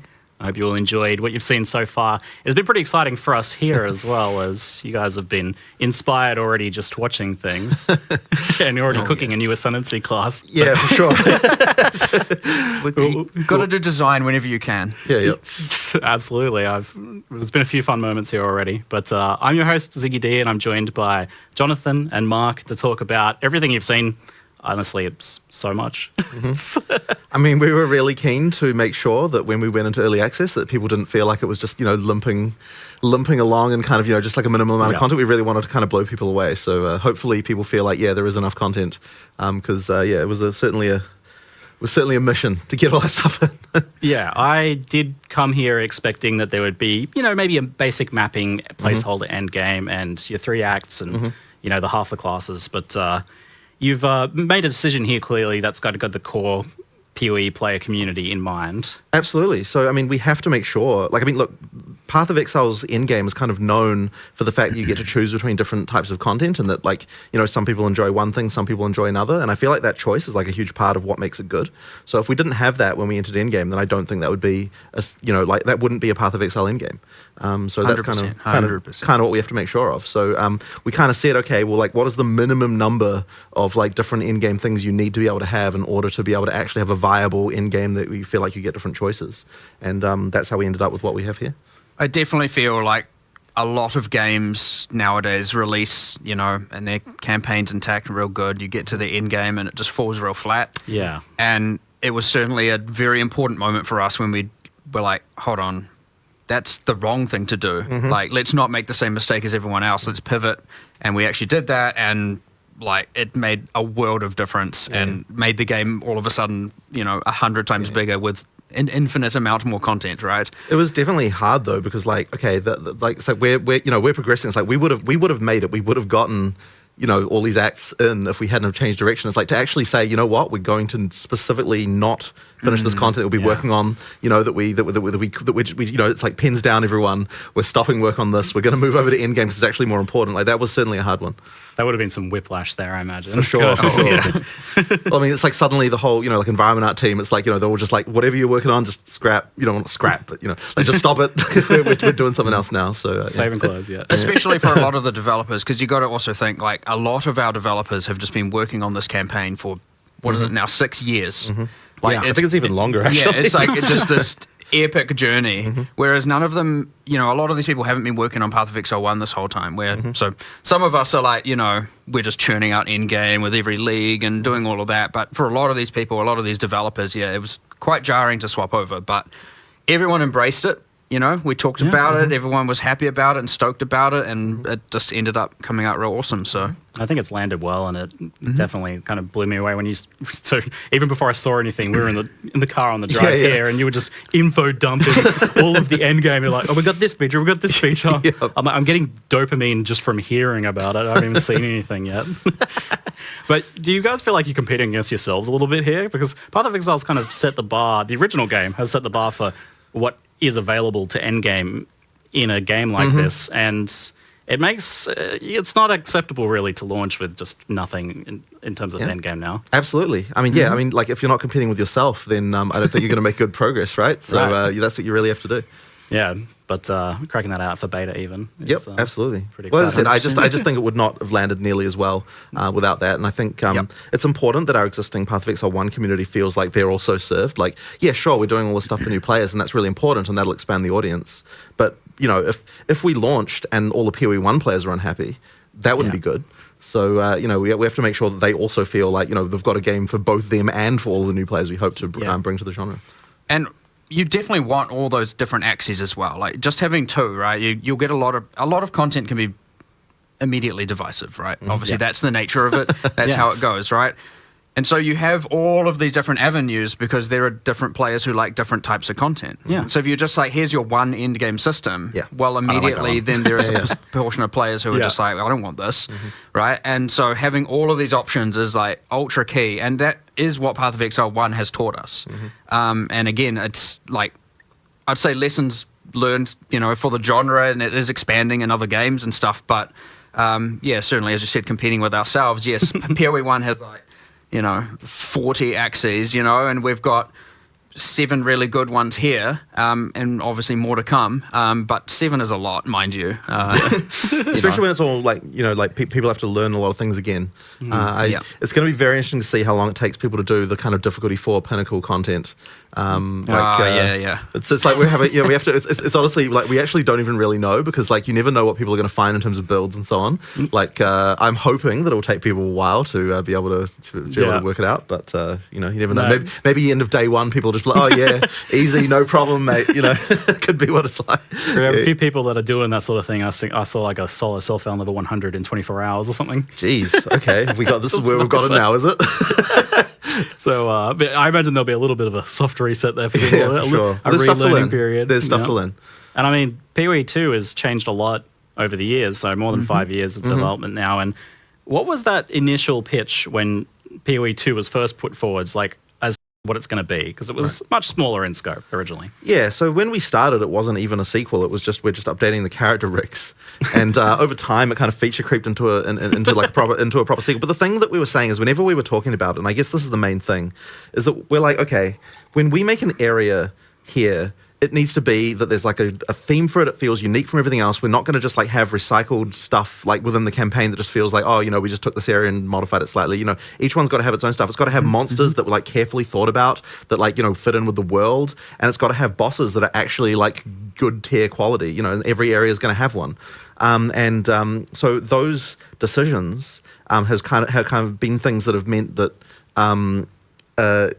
they really raised the quality bar to a level that took us way longer than we even really expected. Like those things there, just like it's huge, right? Like honestly, I feel like we underestimated significantly what it would take to deliver that level of quality. I remember really early on, a battle I fought for, and I mean like way back, was like, if you think back to, say, Diablo 2, which obviously still holds a lot of, power in terms of design motivations and philosophy and stuff within the company, you get things like the super uniques, and PoE 1 did them, and it's just like, here's a boss with 1 or 2 skills. And I remember very, very, very early on in PoE 2, I'm like, I want every single boss to be memorable and a thing. I don't want a unique monster that's just like dies in 2 seconds and uses heavy strike and has a fancy name. And I remember, I even got some push. Poor Caliph. I remember getting some pushback at the time and thinking like, I love the bosses, my favorite part of everything. And so I was just like, man, I don't want this. This is just terrible. But of course, that decision, me pushing for that, me wanting that, turned into this megalithic. What have you done? Now we have 50, aiming to be 100. Honestly, probably later, several more 100 once all the end games, everything start to evolve and more expansions comes out. And I'm like, we maybe just made, 100 times more work for ourselves, but 100% bloody worthwhile, because I'd say those bosses are one of the main, attraction pieces of the game. And anyone who plays it is just like, holy crap, those boss fights are amazing. So like, obviously some are bad and some are good to different people and all that. That's how it all goes. That's part of all the fun. But it is true that me pushing for that thing literally created thousands and thousands and thousands of hours of work. Now, worthwhile work, but it is, again, that exact thing of like, the scope was kind of small on numerous axes, and as we just raised the quality bar to what we thought was good, it certainly went from, what was it initially, just reskinning some character classes and new rigs or whatever, into this like mega scale entire campaign, everything. But full standalone separate game. Yeah. Fun other anecdote, since we went out of that territory. It was originally codenamed Project Chimera. What? I don't. It was this pipe dream. I've never been a fan of these codename things. It was this like, there were times way back in the original Office, there was all this like, sometimes there'll be a feature you can't really do in PoE 1, and it was always like, we'll do it in Project Chimera. That was like amongst the developers, and people were like, what the heck is that? Now, ironically, there is a boss in Act 3 called, well, it's got a different name, but it's called the Chimera internally. It is a chimera. It's a multi-headed beast, and you've seen it in a few of the marketing, things here and here, different trailers, little snippets of it.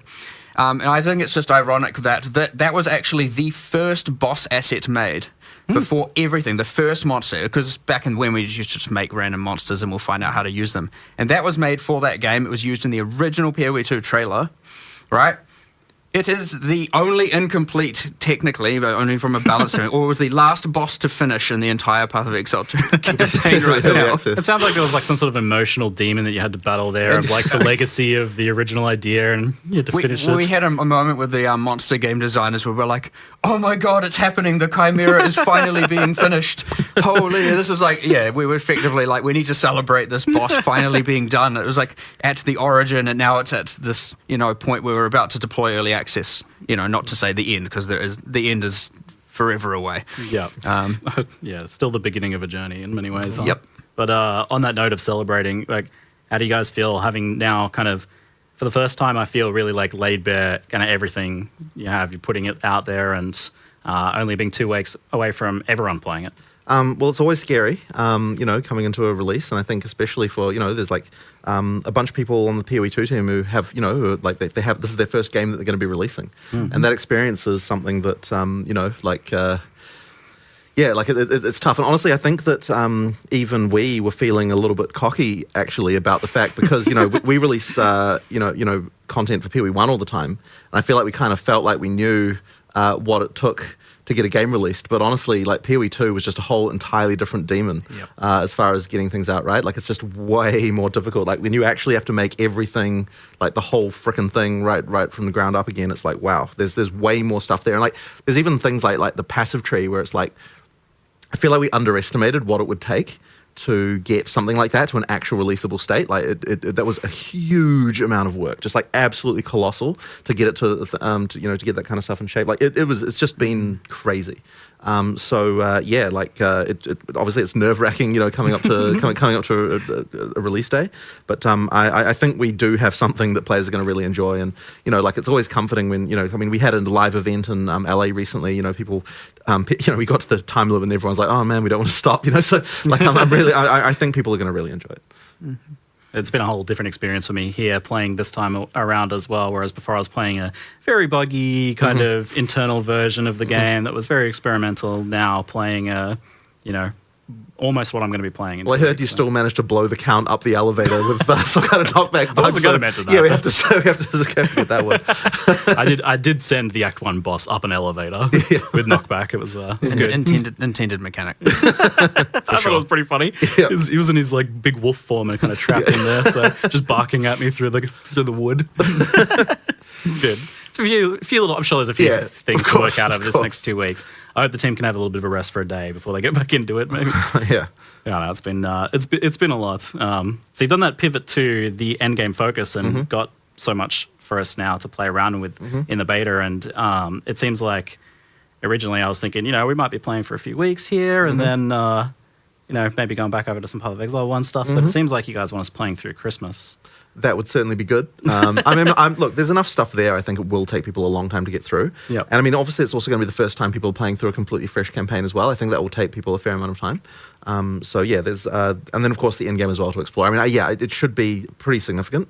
We've always wanted it to be that Path of Exile 2 leagues, are going to be, like how PoE1 leagues are, where you play them for a reasonable amount of time, and then sure, you get done with them eventually, and then you've got the next content that comes out. So in order to be able to realize that, you have to have enough of a base to make that happen. Yeah, people are definitely wondering like how invested they can get in the beta. So I definitely want to ask a few questions kind of around that idea. Firstly, is there going to be wipes and resets, and will there be something before launch as well? So we are going to be having new leagues effectively throughout the beta whenever we launch something significant, because we want to make sure that all of the effectively that people are able to play through. But that stuff will be merged into an early access league, and effectively after we go into full release, that league will stick around.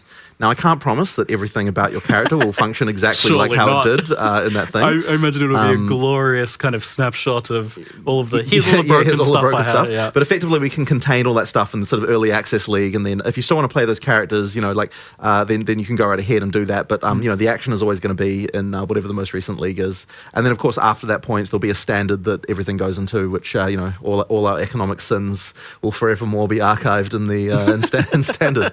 So that's. No doubt what will happen. Well, it's nice that it's not going to be affecting what will be the standard league. Yeah. Also, that's the idea. People will be able to kind of get invested in their characters. Because, absolutely. There's even something kind of cool about the idea of making something that will be like that little historical piece. Yeah, absolutely. A little collectible. Absolutely, and I'm sure there'll be some handful of legacy things that only exist in early access leagues. So I guess we'll have to see what comes with the unique balance. You talked about like the playing for a week or how long are we expecting? Yeah. Well, we also got to remember, and a lot of the PoE1 players will be thinking very differently to people who are obviously going to experience this as a new game, but it is a new game, right? You don't have all these predefined, hyper-refined builds to play to immediately, go through things. You don't have people coming in with like fully detailed 7 million line build guides of exactly what to do with what items. The discovery is going to be there. The discovery takes time, and the discovery is like honestly ultra fun for me. I love it. Yeah. Now, those things will emerge after time. Of course they do. Completely fine. But you should remember, like, there's a lot of game to play here to discover, to learn about the world, the new narratives, the new world building, the new unique items, the Ascendency classes, the massive passive tree, which is bigger than PoE1, the, endgame systems, the bosses, it's not going to be this, I personally, when a PoE1 league comes out, for example, I play for like a month, sometimes a bit longer, sometimes a bit less. It ultimately also depends largely what's going on here and how much I need to invest here. So, and there are other people who play for more like 3 and whatnot, but there's certainly going to be a much longer time period you can play this for while still discovering new stuff and not feel like you're finished, you know what I mean? Yeah. Now, of course, you see that's subjective. Everyone can pick their own point when they finish, but if you want to see everything and do everything, you're going to be investing a lot more time, especially these first-time rounds, and then obviously with every league, there's more to discover, but you get faster at doing all these parts over and over and over again. You'll get more efficient over time. That's how the game works. So, yeah, I'd expect a lot of time to be sunk into this to fully explore it to start with, like a lot, not a week, not 2 weeks. You're going to be going far, far longer than that if you want to see everything. But, it's up to you. Play at your own pace. See how you want to go. Learn at your own pace. That's the beauty of a new game as well, which we haven't been able to experience with Path of Exile 1, or other games and for so long, is actually discovering the entire world. And yeah, there's some familiar mechanics at the end game and stuff like that, which is awesome for people. But I certainly want to I'm very excited to see people discovering the new things and getting so excited about it. I can tell you're amped for watching people go through that discovery process. I'm maybe even diving in yourself 100%. I love sitting there in Path of Building, as many of us do, but I am very excited for that. Well, as we were new saying, discovery process for a while. I think you were saying how much you were part spreadsheet. I think I was saying I'm like maybe 60% spreadsheet, 40% discovery, and that's my play archetype. So coming up with our player profiles, Timmy spikes, and things like that for both of Exile characters. The discovery part of me is ultra excited, and I'll mind you, that's coming from someone who kind of knows all the content. I'm still, because there's something different about making it versus actually playing it live with the players, seeing them discover it, uniques being linked in chat and on Reddit and all of that is just so cool. So we're going to get a massive dose of that, and it is like genuinely exciting to just see how people are going to think, what's worth 1 chaos or what's worth 10 chaos, what's worth if chaos is even the metric. Is chaos even the currency that people settle on? We were arguing about this earlier. I'm pretty sure that 1 C spam in chat might turn into 1 E, because 1 exalt, given that exalt is now... I think it'll be chaos. People probably... Ad remove will still be... People don't appreciate, by the way, so when we say we've increased... you're going to be getting multiple exalts in Act 1. In PoE 2, we actually have increased that a lot. It isn't just like an idle, I can see exalts becoming the new kind of like chaos. I think chaos being the new divines. I actually agree. But we'll see. That's my point. But it's a new economy, right? Who even knows? The market will have to. But I like that we're already arguing about this. It's good fun. So, do you have some kind of beta release roadmap for updates and things like that for people to look forward to? At that, we certainly did have one 6 months ago when we were, but now that we're sort of getting to release, it's like, oh my god, we have to look at it. So, look, I don't think it'll be any less than 6 months, and I think it could easily end up being more. I certainly don't want to. Look, 2025, I think. Really want to be full release in 2025. I don't really want to be spending more than a year. That would be pretty crazy. But I mean, honestly, like we have to get all the content finished and all that sort of stuff. We always feel like we underestimate these things, and of course we have to learn what we need to learn. We have to get the game to the point when it is really fun. We have to make sure that like all of the things like we've got the difficulty right for all the players, we've got the economy right, like all the stuff. I mean, there's a lot of things that we have to sort out. And so I kind of have a feeling that the first few weeks at least are going to just be scramble of like, oh crap, someone like worked this crazy thing out and we found this thing, and like that's always scary, because it's just when we add content to PoE1, it's like at least the kind of base of stuff that we have is kind of well tested and people know kind of what's going on with it. But here it's like just complete new world, and we're the kind of game that has a lot of ability for players to do stuff that we wouldn't anticipate. We have just the way support gems work and everything like that. So there's certainly a lot of worry that like there's just going to be builds that are like completely ridiculous that we just never anticipated, with combining certain things in different ways we don't expect. With hundreds of support gems it can be like that. So that's going to be an interesting one. It will happen. Yeah, for sure. It is inevitable, right? Like there's nothing we can even do about it, because you need hundreds and thousands of hours of testing to be able to do that with what can only be done with hundreds of thousands of players. But that's also the magic of it all, which is awesome. That's why I was asking you, like, are you literally really doing 12 classes and 36 ascendancies? Like, actually? Yeah, that's absolutely. We have we know what we want to do with it's all a bit that unhinged. Stuff. It is a bit, but we like a challenge. I mean, a studio that produces a passive skill tree like we do clearly has a bit of a glutton for punishment with regard to just like mixing. You totally could have done 6 and then like, I don't know, added more later in an expansion or something. Yeah, I mean, maybe we could have. I mean, look, this is the plan. This is the plan. I mean, like as people go through early access, it's going to feel like there's just expansion content coming up pretty frequently. Just because we have all the stuff that we kind of got a lot of the way through. So there's stuff that's coming. I mean, look, I'm pretty sure. Like, I really want to get the Druid out. Like we announced it, we've talked about it. It's a lot of fun. I'm keen to get that out there as soon as we can. The Huntress we've talked a bunch about as well. There's like those kinds of things. I think we'll be able to move towards those pretty quick. But there's obviously more to do. The other thing you mentioned, talking roadmap like things, is we've always been. It's hard to predict because a lot of what will happen and what we leave space for is reacting to what the players want. And so if you plan everything for so long, you're going to have very, very, very slow reaction times to fixing, or adding certain content where maybe the issue is like, the campaign needs more of this, or this class needs more of this or something. So if you're planning, then you're going to be delivering on what they want solved like a year down the line or even longer. Right, and where we like to remain very, very dynamic and like, you want to be able to fix that stuff like, this is the main problem. Like, sure, obviously you need more than a week sometimes, most of the time. But we want it generally to be that the next releases, expansions, updates, whatever, can alleviate as many of those problems as possible. So, you try not to get too strict with the planning has generally been our philosophy, because especially when it comes to actually having the live service product out, because that is very, very important. Otherwise, you're never going to seem like you're doing what people want. And what are you doing if not that? So that actually is a good point. Like, I was going to ask, what do you folks, what does the team want out of the beta? Because obviously it's like a good way to market the game, but it's also, key to shaping the game in the future. Like, an actual beta. It's not just early access. I think one of the most important things, I think it's going to be really good for the development team to get back into a live mindset and like get it back into the idea of like everything we make is shipping. People are seeing this. Like get back into this. People are seeing. Like actually getting back into that and like being able to sort of see directly like, okay, we make something, it goes in the game, people like it, don't like it, like that kind of stuff. Like, and that really like that has been our studio for like most of its lifetime. Obviously, before we released PoE1, it wasn't, but after that point, I mean, we are a company. We are a company that likes to think that we can do live service better than anyone else. Like that is our goal. And so, like, getting back into that again, for everyone in the studio, so that everyone's working on things that are going to be releasing within, certainly in less time than 3 months away.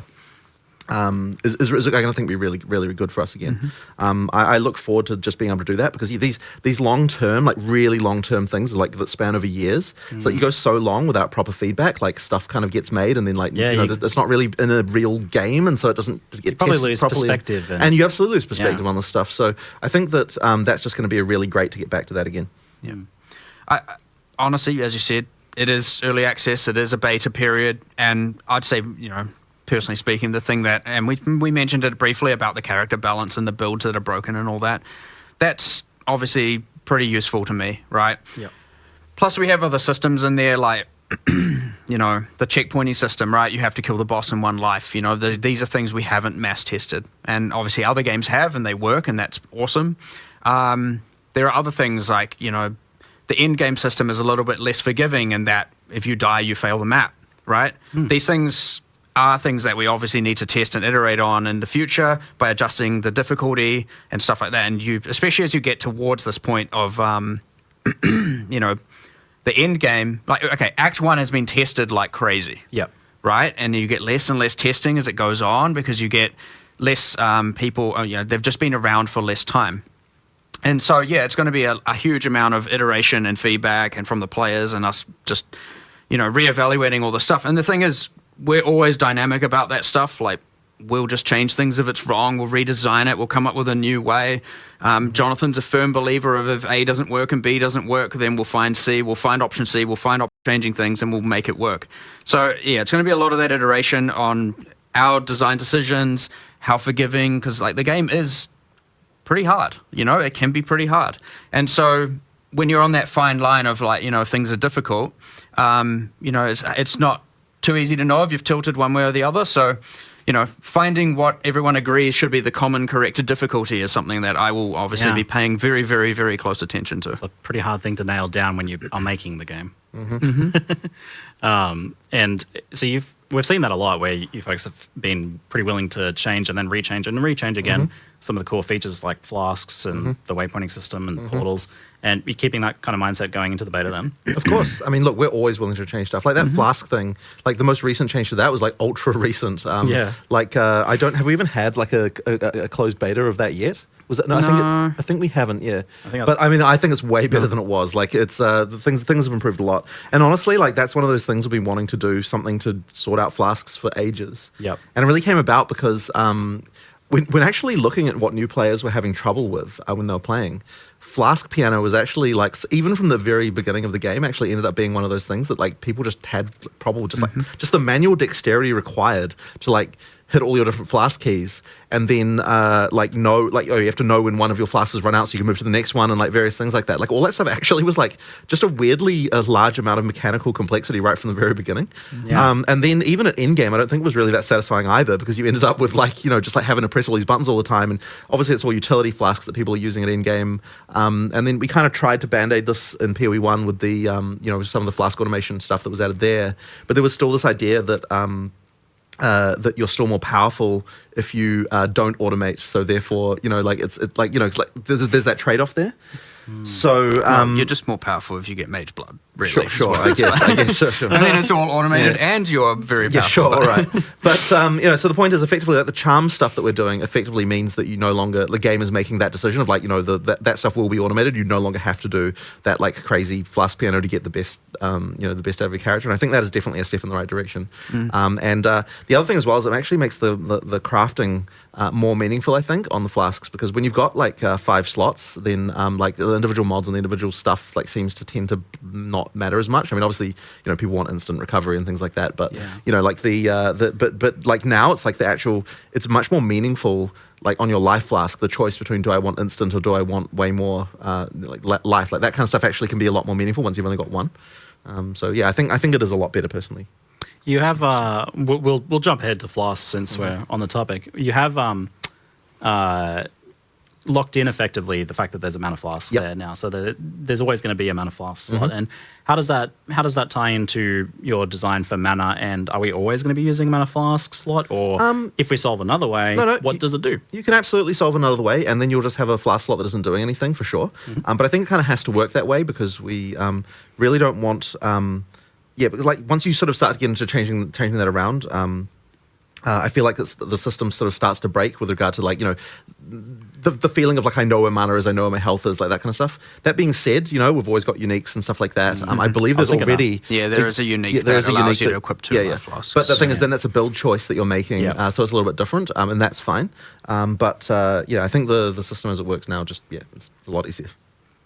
So it does sound like on the mana side of things then that there are going to be multiple angles of solving mana, not Of course, necessarily so we've got Leech edition number 475 is how it works, and we've finally got it right this time. You know, I think it works. So I think it's good. So I think that Leech will be more common. I'm not going to have to like crack out the Leech diagram showing the different buckets and things like that. I was saying, I think that Leech might be. No, I think I was going to say Leech is one of the topics in the studio that has wasted the most designer time of anything in the industry. But I actually don't think it's that. I think the actual worst offender is what stats should Dex give you.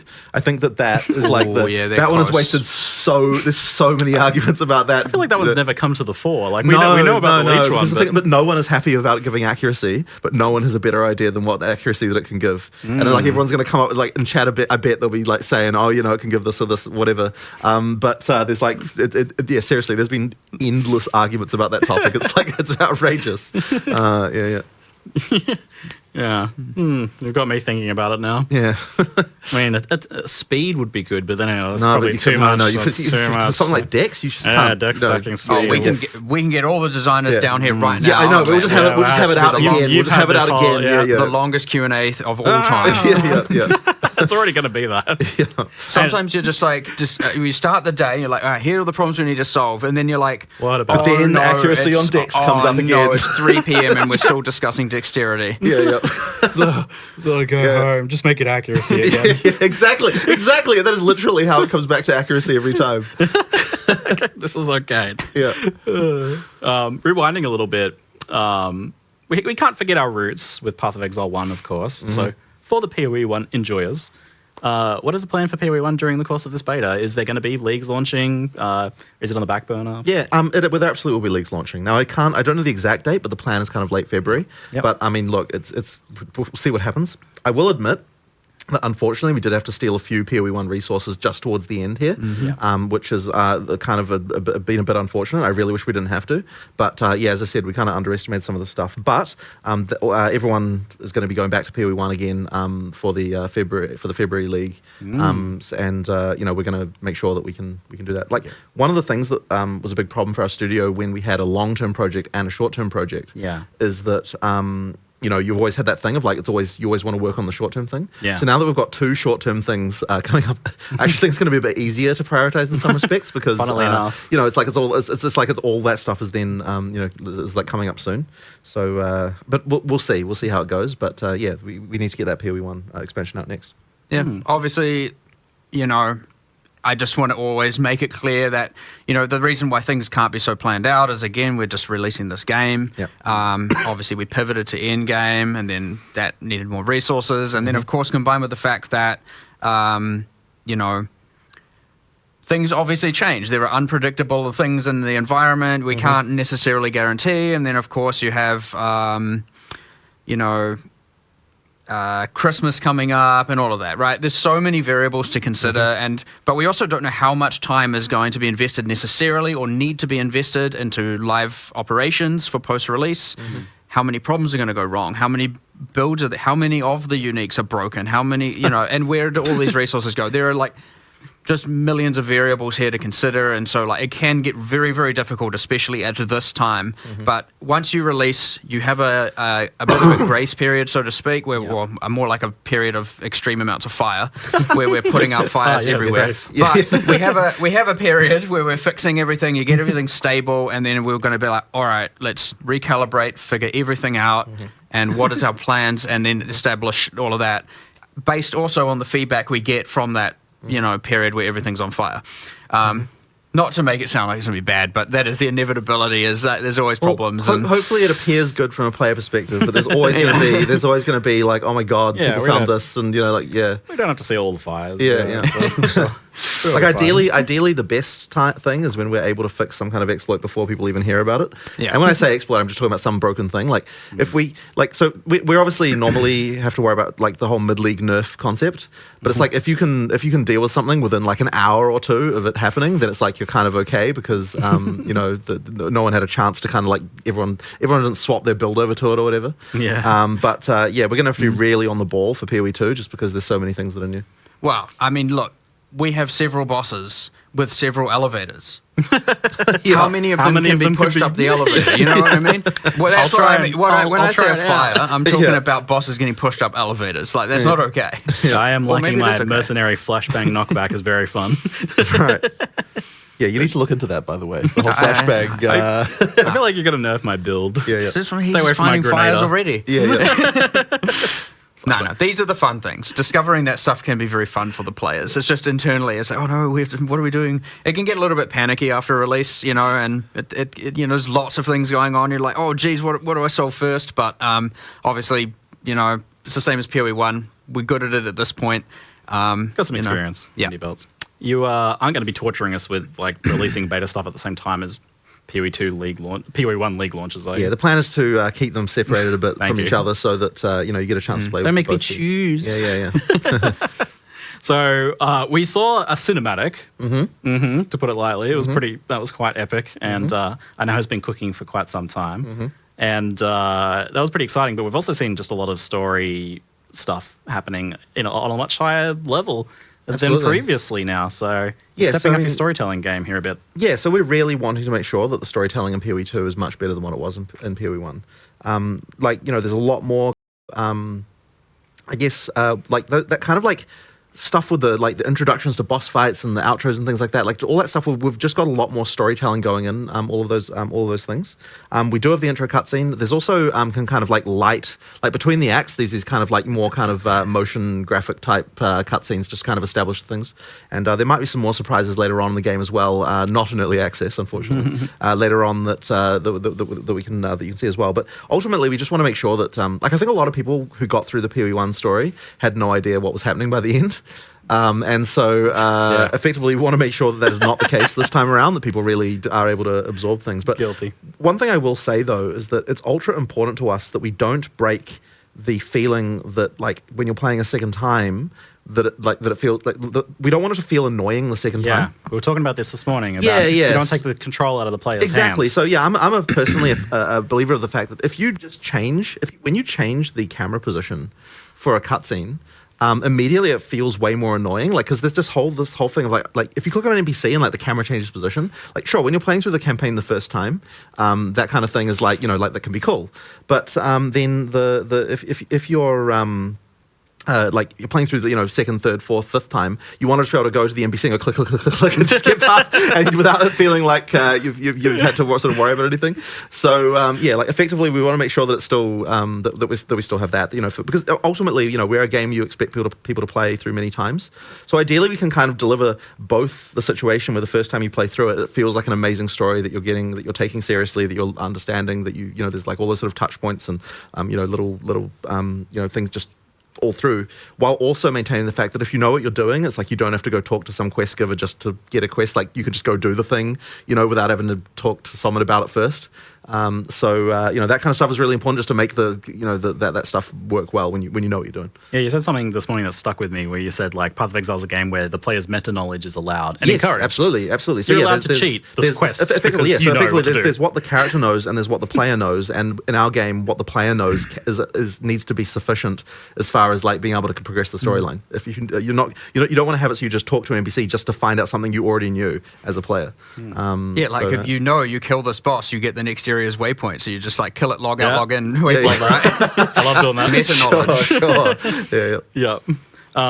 So you explained to me the other day the kind of the context for the beast and how that leads into the cutscene in the beginning of PoE 2 from PoE 1, and that I think helped put it in a lot more perspective for me and made me appreciate and understand what's going on with the story. So effectively, what you're seeing in the opening cutscene is effectively the a new seed of a beast that is going to be is growing. Now in PoE 1, the beast was killed.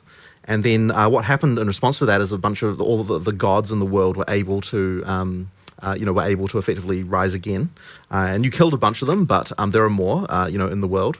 And effectively, we don't want to spoil too much about the storyline overall, but effectively, obviously someone here, the Count is wanting to harness the power of the beast once again. And then we have the mysterious figure there who is saying, no, don't do this. This always turns out badly.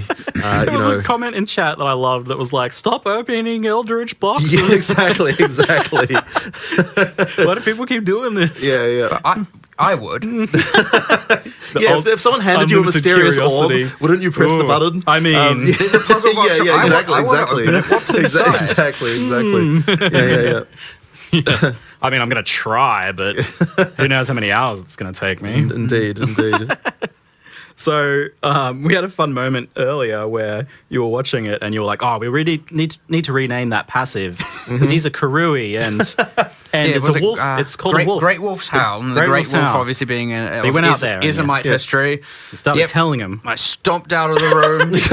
And I was like, we need to rename that notable. He's Karui. And then I was kindly reminded that actually he was an orphan who orphan and was adopted by a Ismite and raised and so yes, there is a mixture of Karui and Ismite background, and I was like, it works. You were wrong. Fair enough. I walked back in here all sad and whatever. My bad. It's fine. The name is good. He looked so chastised when he came back in, but that just points to the fact that I feel like you're doing a lot more with the characters here. For sure. You even mentioned that Ascendency stuff is going to have an impact story-wise. So, with that's wild. We just think a lot about this kind of stuff. So the acolyte of, and I always get this name wrong. The acolyte of is it Chalula? Chayula. I always say this wrong. The acolyte of Chayula, for example.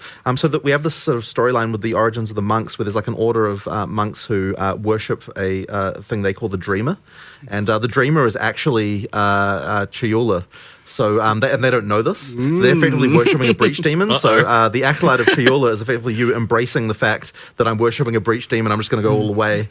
I'm in too deep now. Yeah, exactly. we're just gonna do it. So there's a lot of thinking like that goes into these things. Like what is the history of these people? Because I think a lot of that stuff inspires interesting mechanics as well. So for example, on that one, you've got that into the breach skill, which kind of means you're always in a breach all the time. You can see the things going on. Like that stuff is. I think that there's a lot of cool inspiration there. So coming up with that storyline stuff for that stuff, there's a couple other little things that I think is cool as well, and hopefully people will notice and pay attention to. So there's one of the bosses that was shown as uses a lot of time or chronomancy, and interestingly, if you are a sorceress and you ascend to chronomancer and you then go to fight that boss, if you, for example, try to use time freeze, the boss is like, that doesn't work on me. And has a dialogue line. And if you cast temporal chains on them, he's like, just puts it back on you. And it's like, And so there's interesting things like that. And it doesn't change things on a grand scale, right? It doesn't make a certain class not viable or anything like that. But there's just interesting little quirks and quips everywhere. Different bosses have different intro lines depending on what class you're playing. They have different skill lines sometimes depending on what class you're playing. Yeah. We've got different dialogue all through the campaign for different classes. Like the sorceress is obviously from the Maraketh. When she goes back to the Maraketh, there's kind of a little backstory there about how she was banished originally. So she needs to find a way to she needs to be accepted back into their culture again. We've got things like the character we talked about earlier. So the warrior was an orphan. He was brought up by actually one of the NPCs in Act 1 town. So obviously there's a whole different dialogue there because he's effectively his adopted son. We've got things like that. There's a lot of thought that's gone into just trying to make it feel like all these character classes have some level of involvement with the world. They didn't just come into existence the moment that you. There's other little things. So more on the narrative side, obviously we saw the world map. You have the icons that show different things that are in each act, like all the things you want to explore, find, and awesome. But each of them also has a little bit of a kind of little bit of text on them as well. And for example, there's one in one of the first areas in the game that's just like a camp of Iron Count guards. And, we showed it in a trailer when the Ranger class trailer we did. you know, whenever it was, you saw the ranger kill some of them because they were trying to like hurt a child, you know, and the child was just trying to get some food. And the ranger just like snipes them with arrows and kills them ruthlessly. And so you read this thing and you're like, you know, you hear whispers of an Iron Count, you know, scouting party that was slain by a rogue archer or something like that. So you get these little things where we're like connecting a lot of little dots, and even that you absorb a little bit of interesting little information. You've got other things, for example, when you enter an area, it not only says the name at the top now, it has almost a subtitle text that's giving you a little bit of history. And these little things like somehow make the world building feels so much better. And when you approach certain landmark rooms and you walk into them, you'll get a banner at the top as well, which says what it is and gives, again, a little bit of a thing. And all these little micro narrative delivery mechanisms like make you feel way more immersed in the world and way more aware of what's going on and way more connected to your character, way more connected to the bosses, to the NPCs. There's a lot we're doing now that we certainly never did before. We didn't even think of before. But yeah, I like that awesome. a lot because, like, as an action RPG gamer, I don't really care too much about plot, but I do want a really cool world to be blowing monsters up in. Basically, that's like, I want the characters to be cool, I want the baddies to be cool, and I want, like, the things happening around me that, like, build out a bit of that story without me having to stop killing stuff. Yeah. And it sounds like there's more of that going on as well, which is great. There's tons. There's the baddies being cool. I mean, that's how we almost designed an Ascendency class in here just before when we were watching that trailer earlier. Yes. So what you were saying a shadow. You came up with a shadow Ascendency. Yeah. Internally we had some developers watching the trailer yesterday, getting excited about it, and then I was like, I want to play that. I want to play that character. I want to be that character. Yeah. That's awesome. That like. Kind of Val Thaumaturge type character, and so like all of a sudden it's like we should make that a class, and then we had another guy like suggest it should be a shadow, and so now I'm like, oh yeah, we're come on, we have to do a Val Thaumaturge like shadow Ascendency, like that's gonna be cool. And you can do awesome things now. Even I know it's hard to see because you hide it under all the armor, but you can do things like, you know, with our character classes, just due to the upgrades and models, where all of a sudden now the character can have tattoos added to them and stuff like that is completely feasible in the future. And like, I want to do a lot more of that stuff. Like for the, there's little things like for the Warbringer, I think was the class name on the Warrior. When you take that ancestral totem node, all your totems now have like an extra blue glow to them, kind of like they're enhanced by this ancestral magic. And what we also want to do is add tattoos as well that like glow blue when you're using certain skills and all that. So heaps of little things that again connect all the culture and all that stuff together and make you feel like, you know, it's believable and this is a character as opposed to this is just a mechanic, and you know. Makes picking an Ascendancy more epic. I know that there was a part in the trailer that was like not fully finished where you ascend and it doesn't really do anything, but I know you want it to be like a cool moment where some power goes in you. Absolutely. We just hadn't finished the VFX yet. Even the another one, the Blood Mage, when you like, you know, play the Blood Mage, now you get an additive surge on your character whenever you cast spells. You're getting like almost blood-bending kind of vibe going on, and like drawing it from their veins and sending out a fireball. It's cool. Yeah. It's real cool. Yeah, you can have like the tattoos get tattooed on them as they ascend and things like that. I mean, that just makes taking Ascendancy way more cool, which is it's already, I think, I almost feel like Ascendancy is more important than the classes for players kind of like feeling the vibe of what they want to do with their character. Like. For sure, because the classes are pretty open. You can play whatever skills, whatever weapon. Sure, you're on a passive tree at a start point, but you know, by high level, you kind of go wherever you want to go.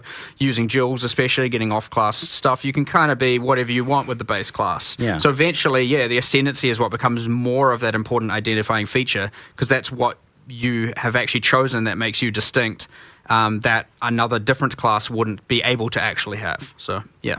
So you want to make that super, super cool. And on that note, I know I was definitely confused. I know people were definitely confused and a little worried about Ascendency and what's happening with that. And people were like watching the Sekima trial and being like, oh, what if I don't like this? Oh, is this another lab again? But I want you to like lay it out as like simply as possible, like how do you ascend? Yeah, so effectively, in the full game, there's going to be 3 Ascendency Trials. For early access, there's 2.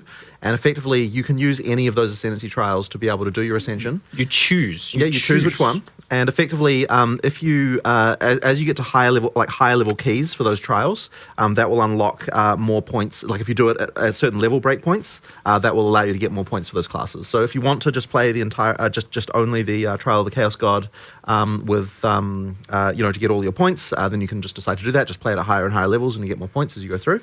If you want to do a mix, that's fine too. Personally, I think people will want to try out all the different content. I mean, you might think that you, but even within the trials, there's choices, right? Like, I know that there's always contention around traps, but because in the because in the Trial of the Sekimas, you can choose which rooms you want to go to. If you don't want to deal with traps, you just don't pick those rooms, right? Like, you don't go to the gauntlet rooms. Don't go to the gauntlet rooms. You can just go to other things. Do the combat ones. Do the combat ones, and that's fine too. So effectively, it's like you always get to choose like what you're doing there. It's funny because like I know traps are so contentious, but also there are other people who just enjoy that stuff. So we want to have something for all those people too. There's these Path of Exile, divisive content, but lots of choice, and you can choose what to do and what not to do, and then we're embracing that here now, and that is. I mean, just you're clearly leaning into that now. You have such a competitive advantage in that you have so much content, and even with PoE 2, that's still going to be the case. So you can lean into that, like making content that is spicier but divisive, for sure. And now you're like separating trees and having these things be a little able to be focused on a lot more. And you're doing that with the trial, with the Ascendancies. So and you can kind of do all of them and drip feed yourself smaller progression if you want. And there's also stuff that you're going to be getting from those, like specific rewards and everything that might incentivize you to do that. But of course, on the other hand, if you don't want to do that content, we have full open trade, right? You can just trade for the rewards, and that's fine too. So that's always part of the. Yes, like the rewards there. For example, like jewels drop throughout the world. But if you want to get more jewels, you go and run Sanctum. Now, if you want to get the Radius jewels, it's Sanctum. I can't. It's Trial of the Sekima. So just for anyone who isn't a Path of Exile 1 player, this is effectively a sequel to Sanctum League that we did in Path of Exile 1. So it's mechanically very similar, but it's obviously, a Marraketh, like a Marraketh trial now, and, we've changed a lot of things about it have changed, like the content is new, but it is effectively the same overall mechanic, in terms of that sort of roguelike mechanic that we have. And it's the same with the other one. You have Ultimatum and PoE 1 being the theme, and of course now it's redesigned and it's evolved into Trial of Chaos. A lot of people in chat would have been spamming Ultimatum, and for those who haven't played would probably be like, what? I don't understand. Effectively the Trial of the Chaos of Chaos is a sequel to Ultimatum, which is and we just have to get used to the new names, which is very hard. Anyway, the point being, like, of course, and Varlorbs drop in the world as well, and if you want a larger dose of Varlorbs and, you don't want to trade, feel free to run some ultimatums. Thing is, because they're all item-generated keys as well, it's not like you have to do it right then and there. You can trade the keys away. At any point, you can also buy more keys if you want to farm more of that thing.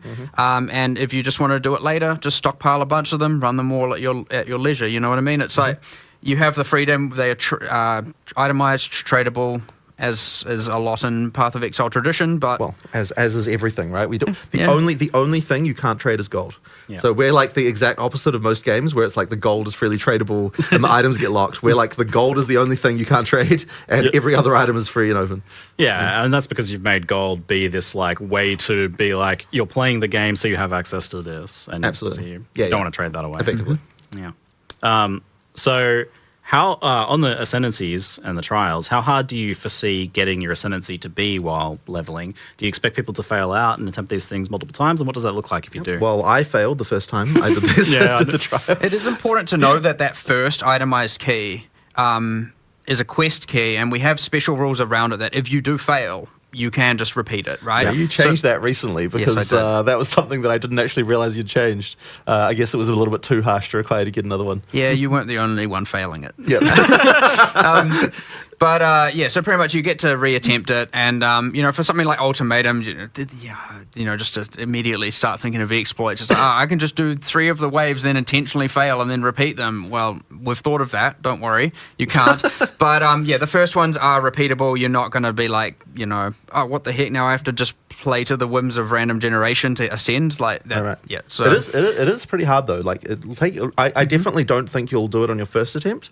But I did. Not you to did. brag. You did. Not to brag. I did. Well, I did just pass on. I was clenched though. Yeah. Okay. Yeah, especially in that boss fight. I was watching him do the boss fight. You came by right as I was doing the boss fight. But you had some kind of powerful boons there, to be perfectly honest. So. I got 60% move speed. But that was part of my strategic choice. I was watching you I'm like, how is he so fast? This isn't the PoE2 slide. I was like, what was dodge rolls going across half the arena? This game's supposed to be slow. No. Yeah, it was good. It was good fun. I quite liked it. I mostly like Sanctum. I don't want to do it all the time, but I did quite like the Trial of Sycamore. But knowing that there's other choices, so I can do Ultimatum instead or something like that, is fun. 100%. So you've got these 2 roguelike dungeons that are going into the beta that launch, but they're done very differently. One's got the honor system, which is like a separate health, but it's based on and scaled by your health, which I noted as quite and your defenses now. It can be fully mitigated and everything. So fully scaled by your character. You go in a tanky character, you'll be tanky in the dungeon, which is really cool. So and then with Ultimatum, and just because people will ask, in Ultimatum there aren't any traps. Yes. So that's the no traps in Ultimatum and no honor system in Ultimatum. If you just want more of a pure combat experience, then that's your choice. And then there's going to be a third one as well, which will eventually. is a secret for now. So once Act 4 goes in, then we'll have a third trial. So people sort of broadly know that the crew are in Act 4. So it's the question of how would the crew ascend is the question there. Yes, and if there's any other things that have been called trials associated with the crew at some point in the past, and how likely that is to be related. I'm just thinking now, we're just thinking of that Val Thaumaturge class before, and I'm already thinking it'd be so cool if you ascend and Ultimatum, we want the Trial Master to say different lines to you because you're choosing the way of the Val. I can't stop thinking about all this stuff. I did hear a few of his lines in some of the gameplay Jonathan was showing me. It was quite good. I love that he's back, the Trial Master. Yeah, he's cool. He's good. A little salty sometimes that you're taking this power, it seems. So we have the unique rewards from each of them. We got like you said, the jewels are global, but there are unique jewels, and then there are unique socketables from the other one. Yep. And there's something planned to be unique from the final third trial that will be added later? Of course. Yes, there is already. Secret. I know what I'm not going to say. Don't worry. Okay. Keep some secrets. Fine then. Yeah. Again, I value the discovery, right? I'm certainly if I accidentally say it, it is certainly by mistake. But yes, don't forget. And that Val orbs from the Articular they seem like they're a lot more important, a lot more powerful. I mean, I certainly think that some of the stuff is a lot better with how they work. So So one of the things that we wanted to change was that implicits on items are truly implicit. Like you can't get rid of them; they stay there. And so that means that when you do a Val orb, the mod that you get there now is an addition to whatever implicit already had, which is obviously good. And then the next one being that you can get plus 1 socket above the normal limit, which is also kind of powerful. So especially with the soul cores, so that in the Trial of Chaos, you get soul cores that you can't get from anywhere else, and those effectively are mods that are typically a bit beyond what you would normally get on regular items. Whereas runes, which kind of drop everywhere, those ones are just kind of normal everyday mods that you would expect to find on any resists kind of item. And things like just that. Resists and damage and that kind of stuff. So effectively, the soul cores is is kind of the more end gamey socketables that you might want to be using. And obviously being able to get plus 1 socket. I mean, it's something that everyone will want. But on the other hand, there is that risk of just bricking your item. So that's the deadly gamble you have as your final crafting step there. Val orbs are more forgiving though. They are, yeah. But if you think about we talked about enchantment. Yeah, so some slots you might value the enchantment over a rune or a socket slot, right? That probably, especially towards endgame, I'd say that's probably going to tilt that way because maybe a soul core contests with it, but the whole point is that there's choice there involved. And then there's enchantment. We just talked about the socket. There's obviously always the case of doing nothing, which happens. But for just say regular rare items, it will re-roll 1 to 3 modifiers at random. Effectively, do a chaos orb on 1 to 3 modifiers, not all 6. And as much as that can often be a downside, because if you're using it on a very good item, obviously it's going to take away the good ones. Interesting. But if you're using it on a mid item, you can actually turn it very good. Now, I've had this happen. Like when I've been playing, I've got like, this is, life, defense, double res, and something else that I don't want. And I'm like, I'll just start valing everything because why not? I've got my Val orbs and I Val it and it re-rolls that bottom mod into a tri-res, and now I got a tri-res double defense life helmet, and I was like, yo, awesome. So even that, which can often be perceived as a bad outcome, now isn't going to completely brick your item. And so, for example, if you have a weapon, you got your 3 damage mods, and you got some bad suffixes, it could even be an option, or hopefully it doesn't just remove all 3 damage mods, whereas before it's like if it bricked it often was almost always a brick, right? Like that item is now dead. So, and then you told me about a new unique result, which I don't know if you sure want to spoil or not. 100%. Yeah. It's cool. It's so cool. I'm surprised you even got that one past Rishi, honestly. I mean, he got it made. Okay, great. We discussed it. I agree. I agree. I messaged it to him thinking he'll be like, no way, this is unacceptable. But he was all for it. It didn't turn into a dexterity chat. Yeah. And so, what it effectively does is it just takes the mod values and it goes up to, I can't remember exactly the values, but let's just say it changes all the values to between 0.8 and 1.2 of what they were multiplied, but it doesn't care about the minimum and maximums. So, for example, if you had 1,000 life Helm's Heart, you can use this to get, again, this is me assuming it's 20% variance, but because I can't remember what we balanced it to, but you'll be able to get a 1,200 life Helm's Heart, for example. Now, that's obviously giving up the enchantment and a socket. Just thinking about sockets on Helm's Heart. I can't remember what we did, but whatever. I think you can actually do that, which is interesting. Ooh. But ultimately, it's like, now I'm choosing, do I want the enchantment? Do I want an extra, 100 something, 200 life, whatever that ends up being, or do I want the socket? So it's quite an interesting choice and adds an extra axis of corruption to unique items that is, I think... Corrupted divining of uniques. Interesting. Yeah, effectively, it's divining them, but with higher maximums and lower minimums. Surely there's going to be some broken things like max res or something like that. We'll find out. Cross that bridge when it comes to it. Yeah. It's fine. So that was all just talking about the trials, how you actually get your ascendancies. But what about the actual ascendancies themselves? How are they cooking? What? Well, they're fun. They're cool. Yeah. We certainly tried to get what we've tried to do is for the class we've tried to have one that's a bit more out there. Yeah. Something that isn't just like if you think even about in PoE 1, you've got the duelist, and you can go like champion or slayer or holy words I don't remember, but you know the drill. And the gladiator. And the problem is like, okay, they're all just about like hitting stuff with weapons, and they haven't. There's nothing really out there. They all sound cool. Like, don't get me wrong, and they can be cool, and they do have differences, but there's nothing that's like kind of crazy. So all of a sudden now, when you're like, sorceress, you're using all your elemental skills, and now you can just like go into this thing that can stop time. It's a little bit more crazy, and you got the mercenary, and you can turn into a gemling legionnaire and effectively fuse gems into your flesh to like, mutate yourself. It's like not just talking about crossbows and projectiles over and over and over and over again. It's like doing kind of whack stuff. So I really like that. That's awesome. And we're going to make sure every single class has one thing that is like definitely out there.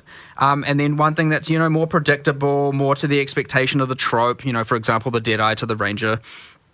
And, but yeah, lots and lots of cool interactions, just cool playing with different mechanics. And we've tried to make them, like, for example, none of them call out a weapon, right? None of them. So we're trying to make sure that they're broad enough to be that you might be a ranger going a Deadeye, but playing a caster, right? Yeah. Playing spells, like keeping all of that open, that flexibility, that kind of crazy, for the Johnny players, as we call it out there, who want to just completely experiment and figure out, the most broken, weird stuff, and you get things with that when you're still like, okay, I'm a ranger. And I'm using a Quill Rain in one weapon set, spec'd into a bunch of prod speed, attack speed, and in my second weapon set I'm using a Spellcaster Staff with a bunch of projectile stuff, and I'm invested into more spell damage side, and you've got a whack tree, and all of a sudden now you're this like Deadeye, Archer, Spellcaster, Mage hybrid doing all kinds of wacky stuff, or like even, or let's say the same build and experimenting with a bunch of triggers, and so you're using your bow as a Quill Rain as a high attack speed delivery mechanism for, you know, laying down a bunch of either CCs or slows or building up crowd controls, and then you're using the caster stuff, and like you get some pretty out there things going on. And the important thing is it's not like just like benefiting only arrows or only bow attacks or anything like that. It's broad and now, you know, opens up the world to what you can do. And same, like the Gemling Legionnaire on the Mercenary is entirely just about gem slots, skills, support, etc. There's no, you don't have to be anything. You can be literally whatever build you want. And yeah, so that's embracing that and making sure that people still, even though we have all these classes, we're embracing that path of exile. You can do anything fantasy that we want people to be able to do. And if you don't want to, go with the trope, perfectly fine.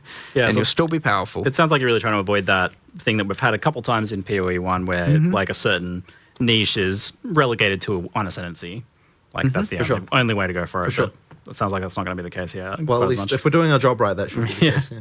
And with so many of the Ascendencies as well. Got a lot of choices. Originally the plan was to like have all of the PoE 1 Ascendencies available, and it was some sort of weird split campaign stuff and all that. I don't really know at this point. It's a bit confusing. You mentioned Deadeye though, so it sounds like some of them are coming forwards, but is it all just being I think it's more redone at this point? At this point they'll just be different, right? Like originally way back when we were planning on just keeping the Ascendencies as they were and putting them over. But at this point that wouldn't even be good enough because like it doesn't fit the kind of like Path of Exile 2 way of designing this thing. So I mean, look, we might have a class called the Deadeye and it might have the same themes, but it'll be like different actual mechanics and different things going on. I mean, even the Deadeye, you got Tailwind, works differently. You've still got an additional projectile. You know, like there are things that certainly carry over, but it's really easy, and it's honestly been fun just looking at them going like, you know, now we have all these system changes, all these skills, and everything works like this. Just what would the perfect class be? Not like how can we retrofit and band-aid a PoE 1 class to work. It's just way better to look at it and go, here's all the things we want.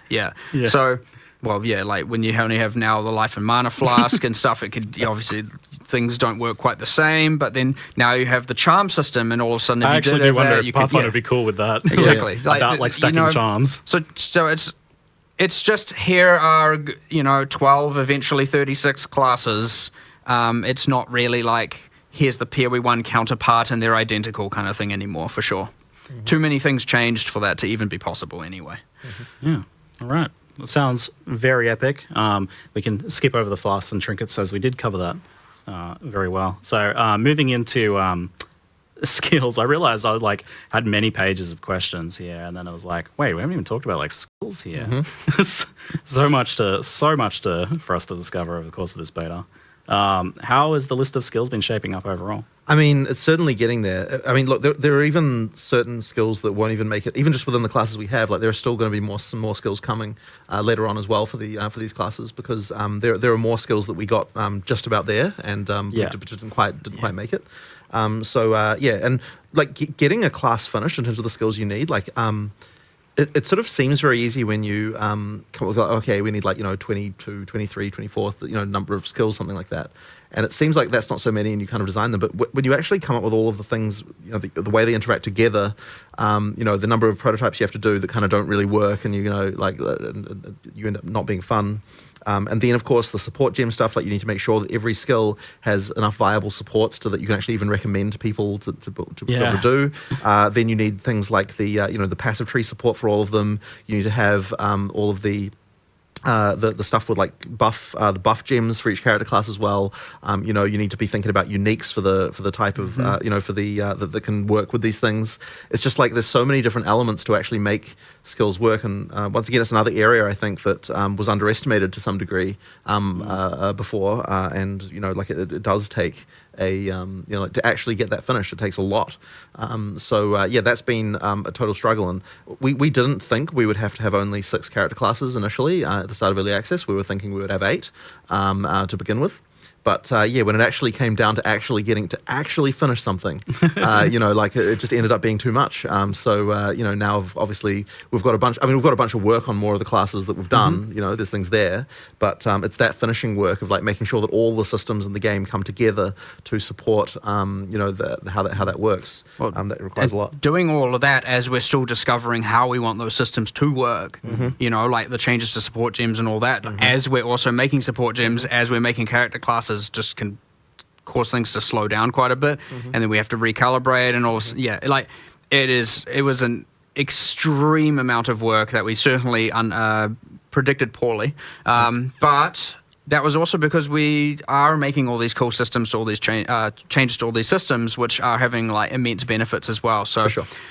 I would say it's pretty safe to expect that as much as you can't play them on day 0, some of those other classes that we have shown in the past, and some of the skills and stuff, there's a lot there, like just not to make it seem like it's shallow or anything, but we will be adding those classes in for sure. Yeah, the thing that keeps like surprising me is, when you click that All Gems tab when you're doing an uncut, there's quite a lot of skills in there, but you initially kind of box yourself away where you think, okay, so I'm playing the mercenary, so I'm just looking at the crossbow skills. And then I was like, well, what if I go look at the elemental skills? And then I find Flame Wall, and I'm like, I can shoot my projectiles through that. Okay, cool. I like that, but that's like surface level, because you also have the weapon swap thing, and that you can actually viably do with the automated weapon swapping.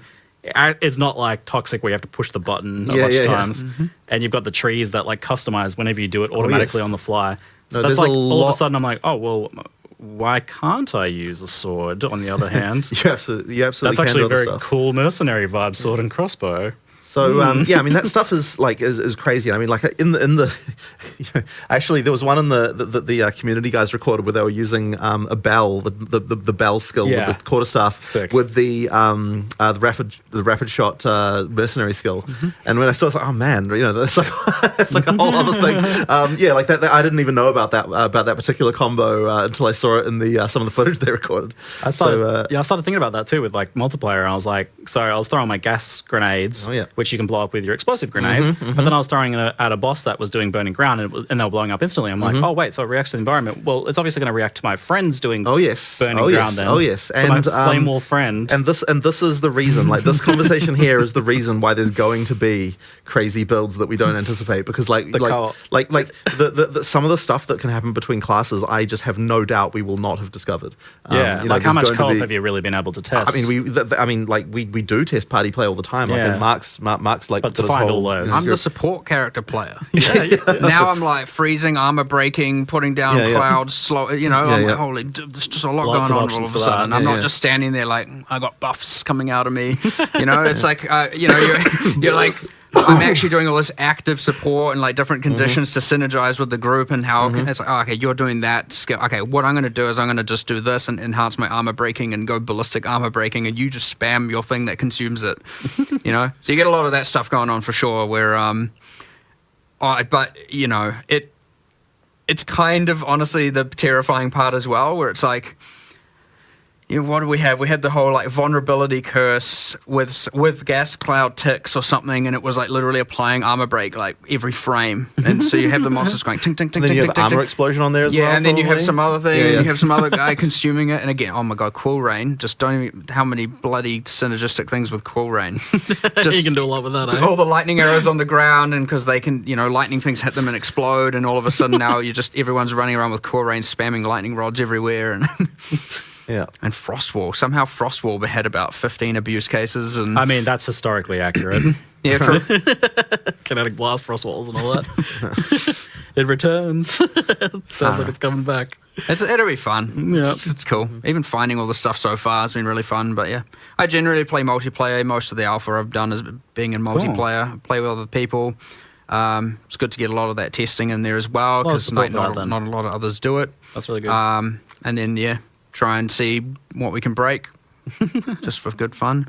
Honestly, the thing it's like hard is to then like, because you get this thing which is quite interesting where you have a staff is both a player and a developer, And I'm of the like, don't you better not keep that something that's I wouldn't say exploit, but something that's OP, a secret, right? You better bloody tell me, because the exact reaction you had earlier. You were saying people weren't telling you about their good like builds. you get a situation where someone doesn't want to tell you about their build, that's because they're like, oh, Mark will nerf it then.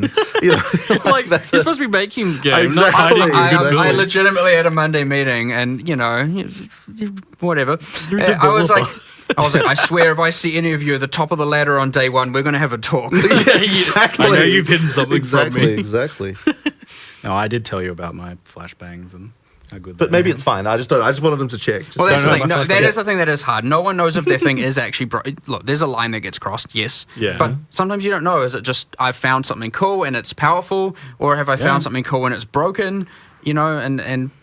Those things. I mean, we have to make those decisions, of course. And a lot of the time, what is reported is just fine.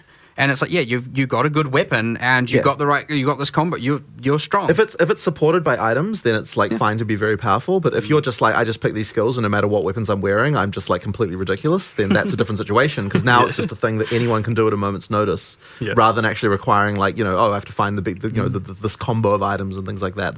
So that's a much different story.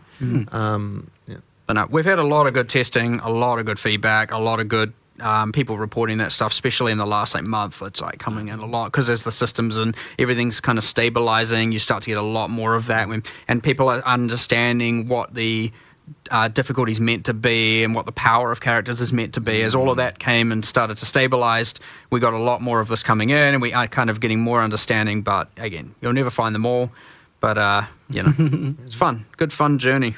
Support gems have changed a lot. How have you found the changes to them being now having no levels, and the restriction of having only one support gem on your character of a type, but having a lot more of them? I really like how this works. Like, I think that it adds so much more build diversity and interest to have to be making the decision of like, where is this going to go? And the thing that's been important though with that system is it requires a lot more support gems to exist, because you only have one on your character. You need tons of them, and like you need a lot of different ways to increase damage and a lot of ways to support different mechanics. It's like if you're going to have something like freeze, if you're going to have a freezing skill, you need to be able to support that and augment that in like many different ways. And there needs to be more options than what you can even there needs to be, in order to have choice. You can't just have here's your 5 freeze things and that's all you do, right? There has to be more than that in order to be able to have it so you actually have some choices as well. So that kind of stuff has meant that you just need a lot of things going on there. But I think that the choices that you end up with as a player of like, where do I put my model projectiles? Where do I put my PS? Where do I put, I think that leads to a lot more interesting decisions with how you build. And I think that to me is where a lot of why it just works so much better. And we were certainly hesitant about the whole, you can only have one support per character thing, because it sounds bad if you just hear about it as a player without actually playing it. Like your first reaction is you just hear that and you're like, oh, it's just a restriction. And it is arbitrary in some sense, right? There's no we can't justify it thematically, really. It just is what it is. And so that, I really don't like that kind of thing usually, because I want the theme to match the mechanic as much as possible. But in this case, it just made the gameplay so much better that it just had to happen. So it was arguably, if you need to, if you end up in a situation where you I have to put the support on every slot. Exactly. That is less choice, and that's the reason why the gameplay is less bad. choice, less interest, and also may as well just bake that now into the skills and or 100%. And so this is the thing. It is actually much worse to have that, because it results in this outcome. But that's a kind of more subtle argument that you have to kind of make to people if you want to kind of convince them that this is actually the right way. Because when you tell people, oh, there's this restriction, it doesn't sound like what they're getting out of that is more choice. It sounds like they're getting less. But the reality is it is actually more choice, because you no longer have mandatory, here's the 5 mandatory things you have to put on the skill. There's actually much more going on. I think it's much better helped realize my experience on the Mercenary that your vision of having all of these skills available to you and them actually being worth using. For sure. Because if you had all the same support gems, I feel like you just pick the one that does the most damage and you make it do the most damage, and that's the only skill you use. Yeah, and I mean, the great thing is now it's completely reasonable to have a skill in your character that you just use occasionally, right? Every 5 minutes you might have a situation where you need to use that, and that's actually fine and completely reasonable. Yeah, so I'm playing a Grenader, and I would be like, okay, I should only use this grenade normally, is what I would be like in Path of Exile, because this is the best grenade, or maybe this one that does interacts with it in some way, the obvious combo. But now I'm actually like, well, there's a reason I could use those lightning ones to apply shock, because I have all these shock support gems that I'm not using anywhere else, because I'm using the damage and the LMP on my big damage dealers. I can put the shock things on there, and I can actually have a shock setup. I can incorporate that into my build. 100%. I can incorporate poison into my build to strip their armor and whatnot. And that maybe you only use that do. occasionally when you face something that's got heavy armor, you know. Yeah. But it's like exactly. it's like that kind of stuff I really situational. want to be viable, and that situational stuff I think just makes the game way more interesting. It's really feeding into the flavor of the mercenary as like this like prepared kind of fighter who has all these tools at their disposal as well. Like you're like, oh, I have this grenade for if I get into this situation, and this grenade for this one. It's so good. Yeah, nice. I love it. I've a couple of questions here. People definitely have been asking about like Vile skills and transfigured gems and stuff and like that. I feel like this sort of thing doesn't make sense at launch exactly. Yeah, because ultimately, if we were going to add something like that, it would make sense to add it just as another skill. So at this point, there's no real reason to do that. Like that kind of stuff comes in when we want to have a specific reward system somewhere that wants to be able to do that, and so we don't really need to do it right now.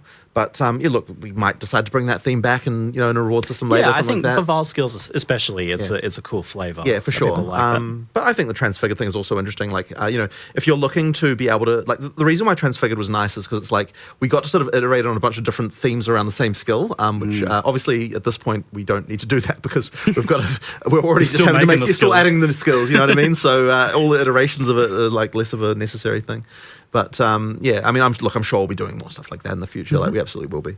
Do you know how many skills roughly you have / are going to end up with? I actually don't know the number off the top of my head, but what I will say is that we initially, I think when we announced like what the full game would have, we said 240.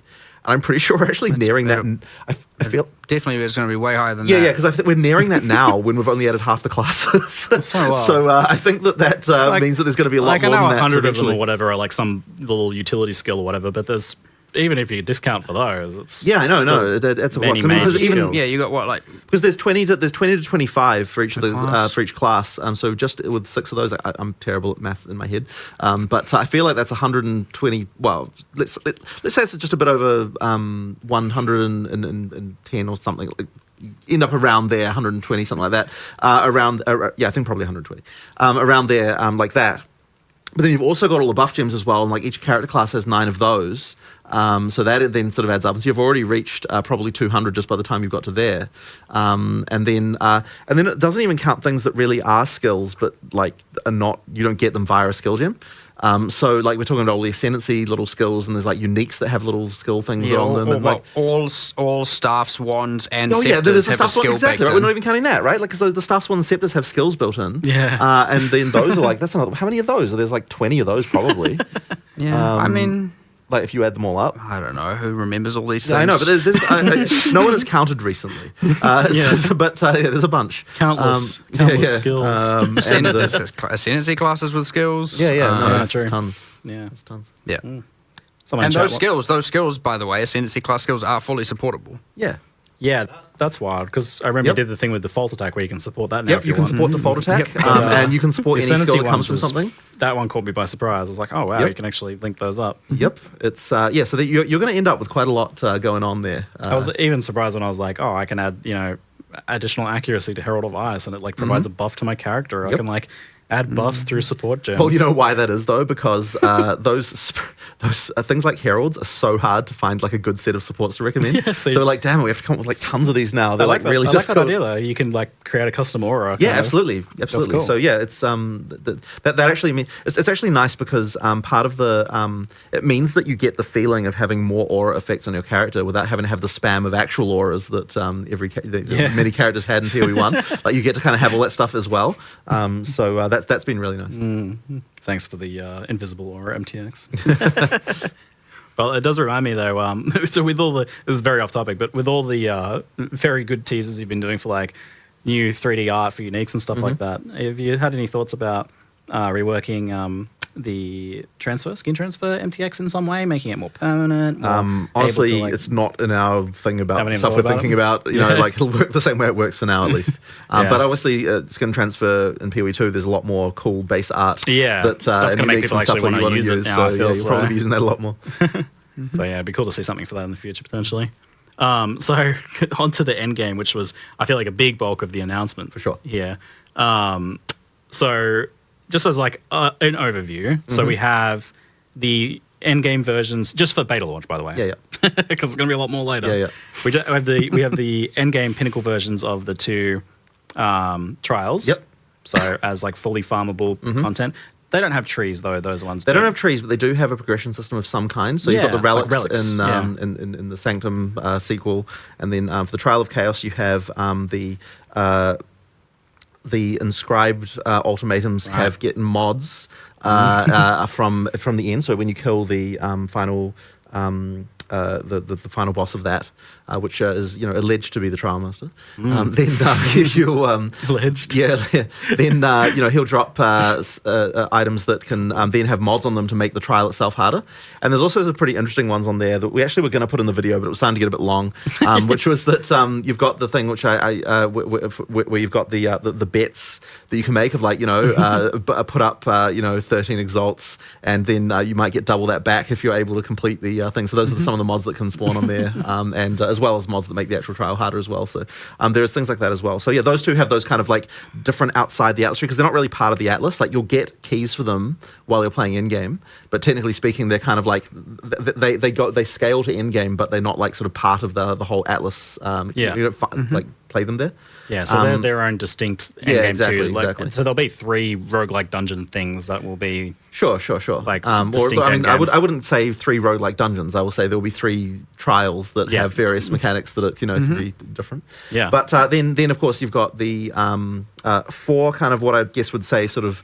I don't know. We actually need a name for what are we calling the things that are icons on the because they were called leagues, but they're not really leagues. It doesn't really make sense to call it a league exactly. That is what we call them internally. We just call them them as like there are 4 leagues that you have that appear there. Doesn't really work anymore, does it? I don't have a good idea right now. Yeah, we'll need to come up with a name we probably have actually named it. I just don't remember what it is. Right.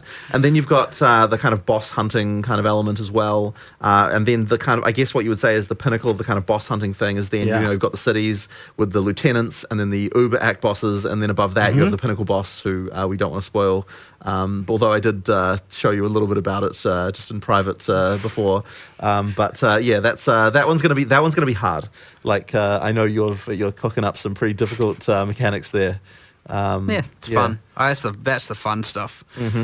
Yeah, because now you don't need to worry about if people can't progress through. It's not a progression blocker. You can just kill them. It's a progression blocker to difficulty to the higher difficulties though, because once you kill that, of course, then you get the increase of the difficulties, and then it's like, okay, now try it again, but way harder, and then there's four levels of difficulty for each of those for each endgame system like that. So like apart from the trials, the endgame trials, everything has like its own distinct passive tree, and progression through them is also by doing them. Yes, exactly. Yeah. So we really wanted to prevent the situation where you feel like you allocate points for a certain piece of content and then you feel like you can't do the other content because you're kind of wasting the points that you've got. Yeah, the lock-in. And we kind of band-aided that in PoE 1 by adding multiple Atlas trees as a way. But I think the solution is much better, where effectively you can progress all of them and you can either do just all in on one for a while, or you can just do each of them as you come to them and just add them kind of piecemeal. But either way, however you want to do it, you can make progress on your character. I should say in your league for all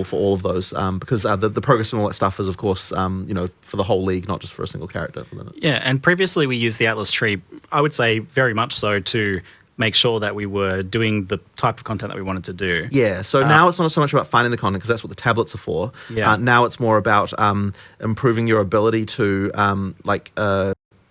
sustain effectively. Like you're going to want to have those points to sort of get sustainability for the next level up, and we want to make sure that there is sustain if you're doing engaging with those mechanics well. Yeah. But effectively you do have to actually to get sustain at higher difficulties. You will need to be able to be making smart choices in terms of allocating and using the tablets correctly and that kind of stuff. It is part of that sort of story of all of that. That's kind of the main thing with that. Yeah, this idea of sustaining the content you want to do by doing it is a little different to how it's been in PoE 1 a lot of the time, where it's you had to fuel it by going back to maps to get your delve juice. I mean, you're still doing maps ultimately, in terms of but effectively, so long as you're doing the content that you that you want to do, you should, and as well, and making it harder. So your build has to be good enough to be able to sustain it. Those hard. Then you will be able to sustain that stuff. And if you want every single map to have a breach in it, that's absolutely doable by using the tablets correctly. Yeah, so the Atlas passive trees and the trees for each of the distinct types of content is about scaling the reward and difficulty primarily now. Yeah. Yes, absolutely. And what does, I saw on the breach nodes, it said increased difficulty. What does that mean? It's somewhat arbitrary and asymmetric, but it will feel like, for example, some of the difficulties will actually change the boss's skills and how they work. Wow. Generally, they'll increase like the level of the area, right? So you get the general monster and life scaling, but arguably to a player that's arbitrary as well because they don't know how that scales. And in other contexts, it might be more of certain monster types, less of others, and stuff like that. It is generally so the small nodes will increase difficulty of the meta content, whereas the notables will increase the reward of the in-map content. But when I say difficulty, that is reward as well. So an example of how this works is like, let's say the boss has 6 uniques it could drop, or 5 or 6 uniques. It can drop 3 at difficulty 0. Then at, say, difficulty 1, it can drop, maybe has increased level or higher item level, some rarity. Now also that, when I say rarity, also do note rarity does increase the grade of items, not just that's wild. making them yellow or orange. It does make them better yellows or better, not better oranges. Right? But it does affect, it affects other things about items than just the rarity. Yes. And so, when I talk about just getting rarity here, I don't want people to, and PoE1 players in particular, to think, they're just going to go from yellow to more yellow. So anyway, and, maybe the next tier will add a unique to the pool, like a more, what we hope will be more valuable unique. And then the next one can do a bit more rarity, something else maybe, introduce a different unique perhaps. And then the last difficulty introduces something ideally, without giving away exact specifics of them, more in the line of a modular unique item, say like Megalomaniac or like Forbidden Flesh and Flame from PoE1. So a unique item that is ideally very powerful, very chase, but has a lot of different combinations. Watcher's Eye is another good example, right? Those So a new series of jewels is a good example. There are other uniques that are modular and stuff, and that comes in at the last tier. And so you want to really be getting to that hardest difficulty so you can be getting these like farming for these extremely good, powerful, unique items. But of course, you have the thing, if you're never ready for it, if you try it and you're like, this is too hard, you can always just respec the nodes. Yeah, you can unspec them away and then not, just effectively decide, like, I've got these points, but I'm not, I want to go back and do this later. And so that ability to effectively configure the difficulty like that, I think is... So if you're maybe target farming one of the uniques, the difficulty 0 drops, you might want to just be like, I'll do that. I'll do the difficulty stuff later and I'll just farm it at this difficulty. So, and I think that's a much better way than than some of the systems we've used to scale that in the past. And the nice thing is, of course, with difficulty is that we can effectively use whatever scaling levers we want to make that more difficult without necessarily having to, because we could have been like, you increase difficulty, it's like 200% life or something like that. But by effectively being a bit more vague about it, we can actually specifically tailor the difficulties of the different tiers, with more specific changes. Yeah, this multiple projectile thing you shoot has more projectiles. Sure, and that kind of thing. So, just whatever we feel works best for making this particular fight more difficult. It seems like there's a lot more for players to kind of discover experimentally as they progress. For sure. In what ways they're getting harder.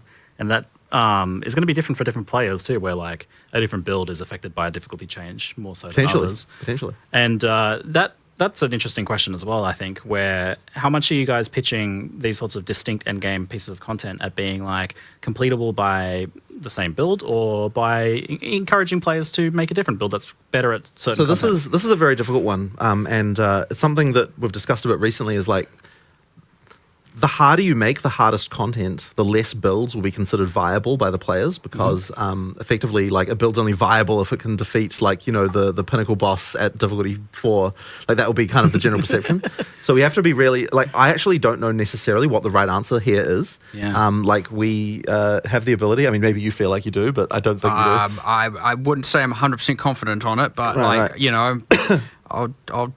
I'll have a go at it. Look, there's going to be iteration here because what we'll see is if we find that there's only some particularly abusive, only the most abusive stuff is possibly able to defeat the hardest content, then we might have to dial it back a bit. Yeah. But it's going to be a bit of experimentation, and it's very hard at this point to be able to pitch that because we don't have the crazy history. PoE2 does not have the history of PoE1 to be able to to know kind of what is the right life value to have on a difficulty 4 pinnacle boss. How do we even know that at this point, really, without, That being said, though, the bosses are a lot more skill-based and tactical, right? At the end of the day, the gear is to some degree necessary because no one can really make no mistake for some amount of time, so you do have that thing and you do need to mitigate certain things, but like a lot of these are like very dodge roll tactical, or using certain skills or mitigation tactics or whatever. There's heaps of different things to bypass the things that make them hard, for sure. But I would say it is very much, a lot of skill is involved, especially when it comes to some of these with dodge rolling. Like I'm trying to emphasize that quite a bit. Or blocking, if you want to do a different way about it. Not to say you must block, but yes, dodge roll is a pretty key mechanic here, and I'd say we're certainly upping the emphasis on using it and using it well as you get into these higher tiers. But gear is always a way, and combinations of uniques and passive tree and builds is always a way to go, I'm not good at dodge rolling, I'm going to gear around that skill check and become strong enough to defeat the boss. Or another skill, like some sort of skill that helps you block. Using skills in the mix is fine. But I would say pretty generally you can take, I'd say any decent character, you get you gear up all the way, and as long as you're good enough, that is a way to defeat them. I would say there's no real hard requirement on doing something crazy niche or out there or complicated. You're certainly not going the route of like, this boss is fire immune or something. Oh, no. Thanks. No. We've been through that already. Yeah. Excellent. So this very cute atlas, this infinitely expanding civilization map-esque atlas, which I know you're particularly fond of, Jonathan. Yep. What's kind of the idea here? Like, is the layout the same for everyone? Is it the same across the league? So it's the Procedurally same for all generated? your characters in the league, but the layout is different for everyone. It is random. Okay. So you're gonna have to find stuff. Like it works like Delve in this respect, which is obviously Yeah. a league that I was particularly a fan of. Yeah. I'm just a really what I really wanted is I wanted a feeling of exploration in the Atlas, and it's something that we sort of tried to do with the Atlas and PoE 1, with that feeling of kind of, having the connected areas and exploring, but it didn't feel like exploration in quite the same way that this does. Yeah. That's a feeling I loved, and it's one of the reasons I love Delve. So that's, kind of where this was coming from. And at the same time, it's sort of solving various other problems that we've always had where, one of the things that's really cool to do is to be able to have things like, okay, like in this area, you've got like this item drops and like that kind of thing. Like I guess in PoE 1 you had div cards, but yet there was always a problem where if you have differences between in-game areas in a system that works like PoE 1 does, then effectively that's the only map people, like whatever the best map is, that's the one everyone will run like continuously forever. Yep. So effectively, we wanted to try and make sure that you actually like had an experience that had more variety while still retaining the whole like I get to play the content that I want. So ideally with the Atlas, we kind of get that we've got in PoE 2, we get to kind of have the best of both worlds. We get to make sure that there is some variety. You feel like you're exploring. But because once you've run a map, that's run, and now you have to, move on and do it and find another one. It's not just like just play one map again and again and again. But yet the content, can be added to it. You can do things if you like the particular maps, because there are biomes and you can see them from far away. You can be like, okay, I know there's a particular desert map that's great, so I'm going to go for deserts, and that's fine. You can do that kind of thing. So you've both got controllability, but also the ability for us to kind of make more variants. You get a lot more very high satisfying spikes. Yeah. Where like, for example, you get more variables where you just have, okay, there are like 4 towers really. You've got a good tower cluster, and you've got really good maps in that range.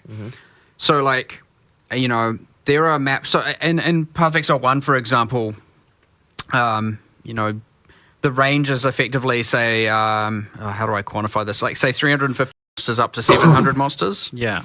Whereas the range here is like 300 monsters up to like 1,500 monsters, much more drastic range. Now, those numbers are arbitrary, but it is approximately the representation of the range. Obviously, you then modify it and add more to it and all of that. So you will have some maps that are like extremely good with Delirium, and some maps that are like way better with something more like Breach. Yeah. Because Delirium enhances the monsters of the map, whereas Breach entirely adds the monsters. And you will even have things where there are maps that are like way more magic monsters, way more rare monsters. And so you probably want that with, pick your league of your choosing and whatnot. You have all these variables that are at play, and so you all of a sudden find a really good set of towers with some really good maps and radius, and then you'll get really good tablet modifiers, and then you'll get really good maps with really good prefixes, and you want to just combine all of this and you obviously instill them all, and you corrupt them all, And there's the corruption didn't show that- we influence. didn't show that, and so did we? then there's the Oh. corruption Yeah. influence on them. And it's like, okay, like... It is possible for there on one map to be many, many mechanics stacked to the point of craziness. So it sounds like the juicing is definitely there. Well, yeah, I mean that's important, right? I mean, like that's part of the PoE experience. But, yeah, for 100%. But how much control do you have as a player though over min-maxing your just exploration of the Atlas map? So effectively, can you do better in some way? So effectively, what you're going to want to do is the towers are where you go to like see areas around, and then there's the structure of the connections is quite open. So like you can beeline for things pretty well. Yeah. Like if you you can certainly see a lot more maps than what you play, if you know what I mean. Yeah. So because of that, like choosing what you want is easy to do. And you can kind of see the towers in the fog. Yes, you can see the towers in the fog from a distance, which means that you know, like a lot of the time it's like go to a tower, you'll see some maps you want to play, you go play those, then it's like the next tower is just a few other maps away. Go to that tower, see the next area, and so on. I'm guessing that's like a certain range out you can see. Into the fog of war. The fog kind of in 3D the fog's actually a 3D thing, and it rises slowly as you get away from where the thing is. So that's how you kind of get the towers to. Cool. So you might see a cluster of towers off somewhere. Right? Yeah, absolutely. You can see that. It sounds like this is like potentially an infinitely expanding map that is going to be by the end of someone's league quite big. Yes. So we actually need to add a search feature. I don't know if they've done it yet for finding specific maps that haven't been run yet. Yeah, we have a few things. Like there's a button you can press and it like goes to your last map run, one that goes back to a home base, and one that goes to some of the special more iconic things you find. But this we certainly need more.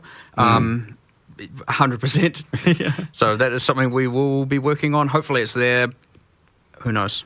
And so Waystones have a tier, but they don't have specific maps on them anymore, which obviously shrinks that whole map pool thing down substantially. What sort of impact does that have? It'll make the map stash tab a little easier to manage.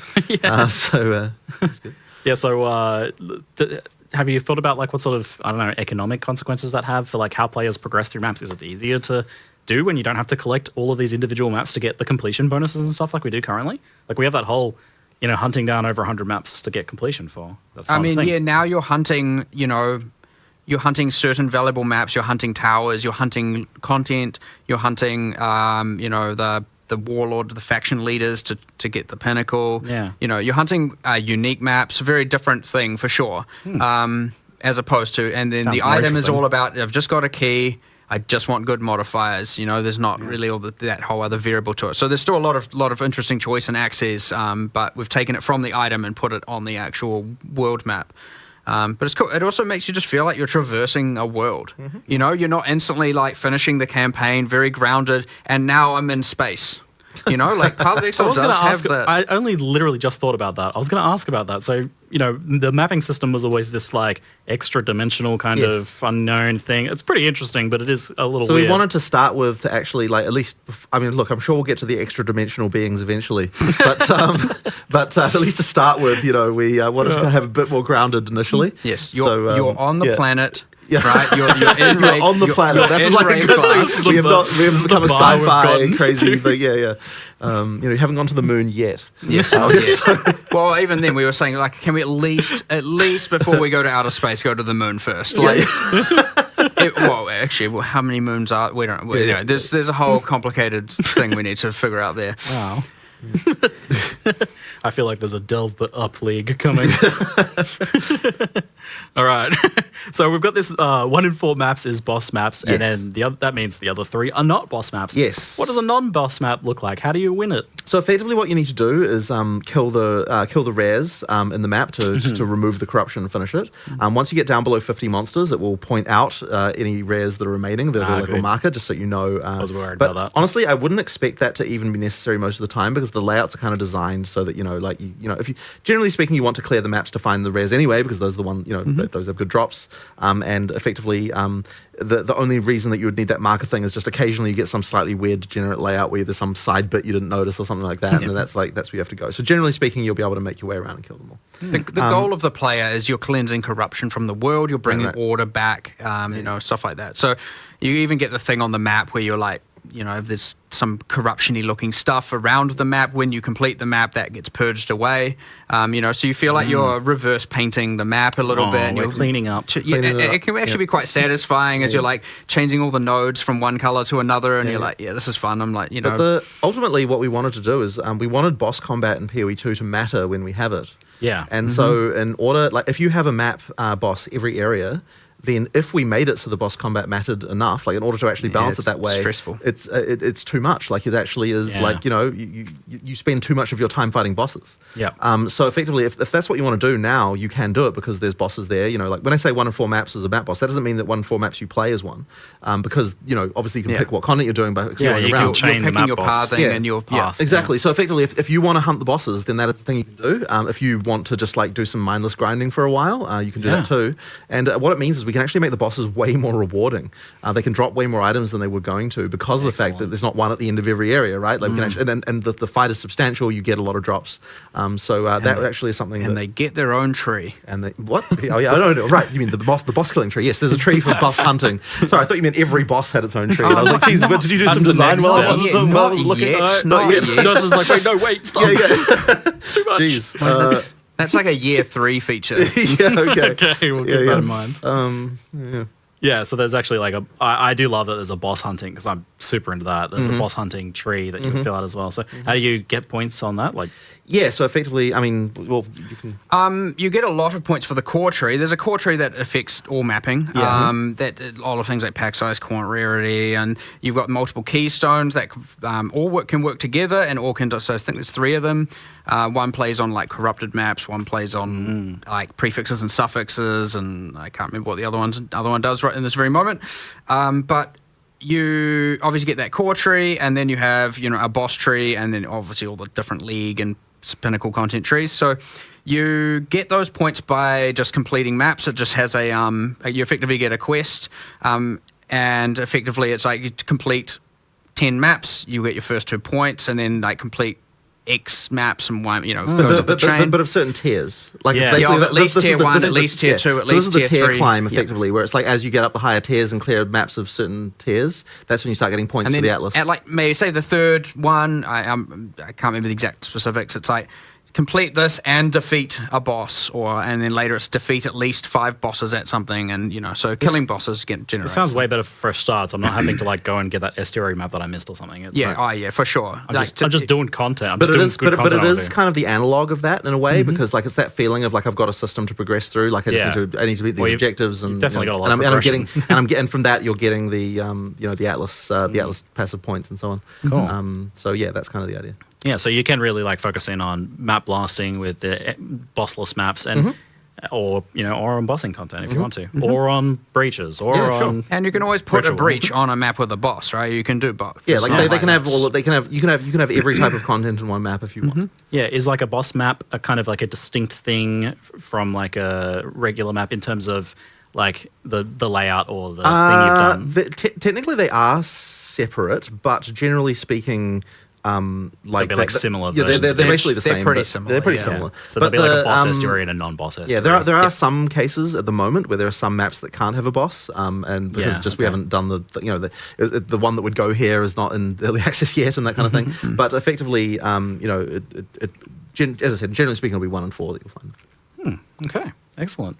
So I think that covers. Did I miss some things from? You've got like all the smaller contents, like the strong boxes and essences and things like that. So initially, we actually had a design where everything, like even all the smaller content, there was still going to be icons for it on the tree. On the Atlas. Yeah. But we actually found that it meant that when you were actually exploring, it felt like there was nothing random to find. So we wanted to make sure we also have kind of just completely random stuff that like doesn't have a progression system that you just run into randomly, because that's fun too. And we'll probably be adding more stuff like that as well over time. That's just like I randomly encountered this, and that was like not expected. So is that sort of stuff on the core Atlas tree at all? Yeah. So you can kind of like see more of that if you want to. Yeah. Yep. Great. And often mods on the items as well. On keep waystones. Yeah. Cool. Yep. Lots of different names. Maps, waystones, same thing. Yes, I've had to keep kind of correcting myself about that. I was like, I don't know. I mean, guess look, these aren't really called internally, maps anymore. we definitely call them maps all the time. The thing is the only reason why it doesn't make sense thematically is because a map does imply it's of a specific location, whereas a waystone can take you to anywhere. Yes. So that's the reason why the name change had to happen. But I think that probably even players will probably just call them maps, I bet, just because, that's the PoE one connection. So we've got the Breach, Delirium, Ritual, Expedition, those like leagues that maybe need a new name. Yep. Is there another one that you're just both personally really keen to bring back in the future? Oh, I mean, like I've always wanted to have Delve again, but I kind of got a bit of that wish with this system. Yeah. It's also a very like content heavy league to make because you need to make tons of encounters and doing it properly is a huge thing. But I mean, look, I love Incursion as well. It's one of my favorites. Like I'm keen for that. I don't know if there's anything other than that you're really keen for. There's a lot, especially because there's a lot we can do with all this new art, new monsters, right? Like, for example, if you just take Legion had all those 5 civilizations. We've now got an entire new array of Vile monsters, Vile bosses, etc. that we can use as a baseline. We've got way better consistent direction on what's going on there. Heaps of stuff, new animation, and the capacities are just like out of control. But then you've got, Incursion. We've got, awesome Vile artwork we can use there and make that all awesome and nice. New corruption mechanics that we can extrapolate on. You don't want to have a roof as the boss anymore? No, you're not just going to have a floating roof. The Omnitex is just a small floating roof. Oh, you're keeping with the theme of vacuum cleaners. Look, standing and then mistakes the were made. Now we have minimum. That's a world where you had super uniques with 1 or 2 skills. Yeah. Right. There's only so much you can do with a floating roof. So anyway, and then I don't know, even like Bestiary coming back with something because we've got all these awesome bosses, way grander in scale, and you can do these more grand hunts for them as opposed to just I'm like in a city and there's a rare spider. You can just get way more epic and way more involved and with all the new art and so much stuff to like. A Bestiary 2 that's like hunting big beasts and preparing for them and tracking them. That'd be pretty cool. Exactly. I'd definitely take some mercenary action into that. It'd be a good fit, I feel. All right. Well, there's lots for us to look forward to there. You have some kind of like penned already for adding to the beta. I mean, all plans can change, but there are absolutely. I mean, look, that we've done things like commissioning art assets and so on. Like we've got there's stuff coming along. It's just a question of like when we actually get there, what's it going to look like? Yep. All right. Let's talk about crafting a little bit because you've done a lot there, and it's pretty fundamental to the game, I think. So, what's the core of what you're trying to do with crafting in Path of Exile 2 compared to Path of Exile 1? Kind of noting that you've really kind of stepped back from the idea of like reforging an item many times or scouring it. So we really want to make it so that you're finding crafting items all the time. You're using those crafting items way more often than you were in PoE 1. Yeah. That you're like the game of like picking something up, like seeing what I could modify it to, like, and then actually equipping those items is just happening way more often. And there's so many subtle changes around this, like in terms of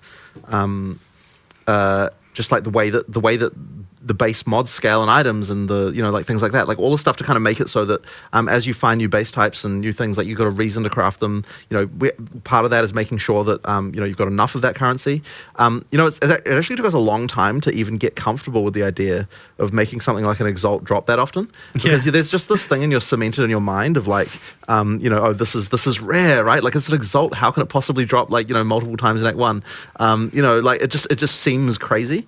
But with the way, like, removing scouring affected so much of the way that we can craft. Like, I know that you noted earlier that you can. There's so many more things you're allowed to craft now that you weren't allowed to before. You can craft relics, which yes, and the reason why that's allowed is because without scouring, like those crafts become one-time things, which means that it's actually okay to allow for that stuff. And I think that's opened up a huge amount of stuff. There's so many more types that can be crafted. It adds so much more value to the dropped item as well. Exactly. So that stuff has just, I think, opened up a huge amount there. And it also has, and this wasn't necessarily an explicit goal right at the beginning, but it's also meant that the game of like I'm just going to click again and again as my crafting session is no longer really the meta. Not just spam re-rolling. Yeah, exactly. Like everything kind of is something that you want to be able to use. You are still times. reforging and meta crafting things. Oh yeah, You've we've still got stuff like that, right? We've got nulls and you've got but that stuff is higher up. Like that's kind of more of a later game thing. Yeah, exactly. Because you have to think about it after each time. Like, will I improve this? Will I make it worse? Yeah. There's stuff to do there, and like the meta crafting that omens can do is also very interesting. Like, there's some pretty powerful stuff there. But once again, we introduced that stuff later on, and so effectively we want to, I guess for lack of a better word, democratize crafting at early levels. Like, make sure that everyone's able to do that stuff, while having the more advanced stuff be kind of a little bit later. We certainly had a goal at one point where I was like, we're talking with Rishi, and I'm like, if every single time we're doing alpha wipes or getting the stuff to play, I am like, if I am not seeing and hearing about people using exalts during Act 1, then we have failed, and we need to drop more of them. And so we ended up, like, I would say honestly in the last month, we have like over like 8 to 10 times the amount of currency dropping, and there's the cool things about it as well, which are the subtle things, like a boss is way more likely to drop the higher tier currencies and stuff because, again, rarity affects that as well now. So you're like way more incentivized to go and kill bosses to get them, and there's heaps of awesome stuff around there. But we're actually now finding people are exalting gear during the campaign, throwing it on weapons and building weapons from scratch that you find are very good. Transmute, Org, Regal, Exalt. That process is like...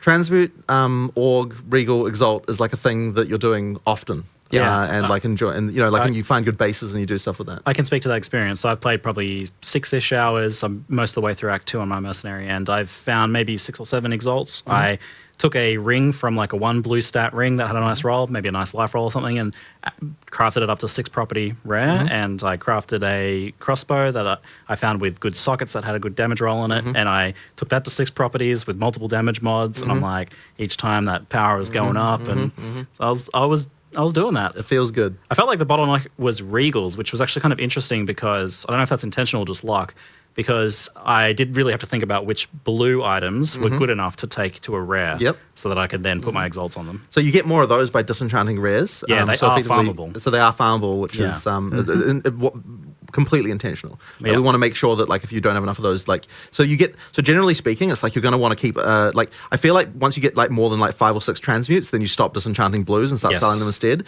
And the same thing can be true also for Regals, where it's like, okay, once you've got more than a certain amount, then you're like, okay, I can stop having to disenchant this stuff and kind of switch over. But the nice thing is like when you don't have enough, there is a way to get them, which I think is really important. And the same is true with the socket currency as well, where it's like, when you don't have enough, you can start salvaging. I know you were telling me you were buying stuff from the vendor with sockets in order to salvage it. I surprised them with my my methods, my degenerate ways. So that stuff, it's just really nice to have for people to have the ability to, to get that stuff when they need it.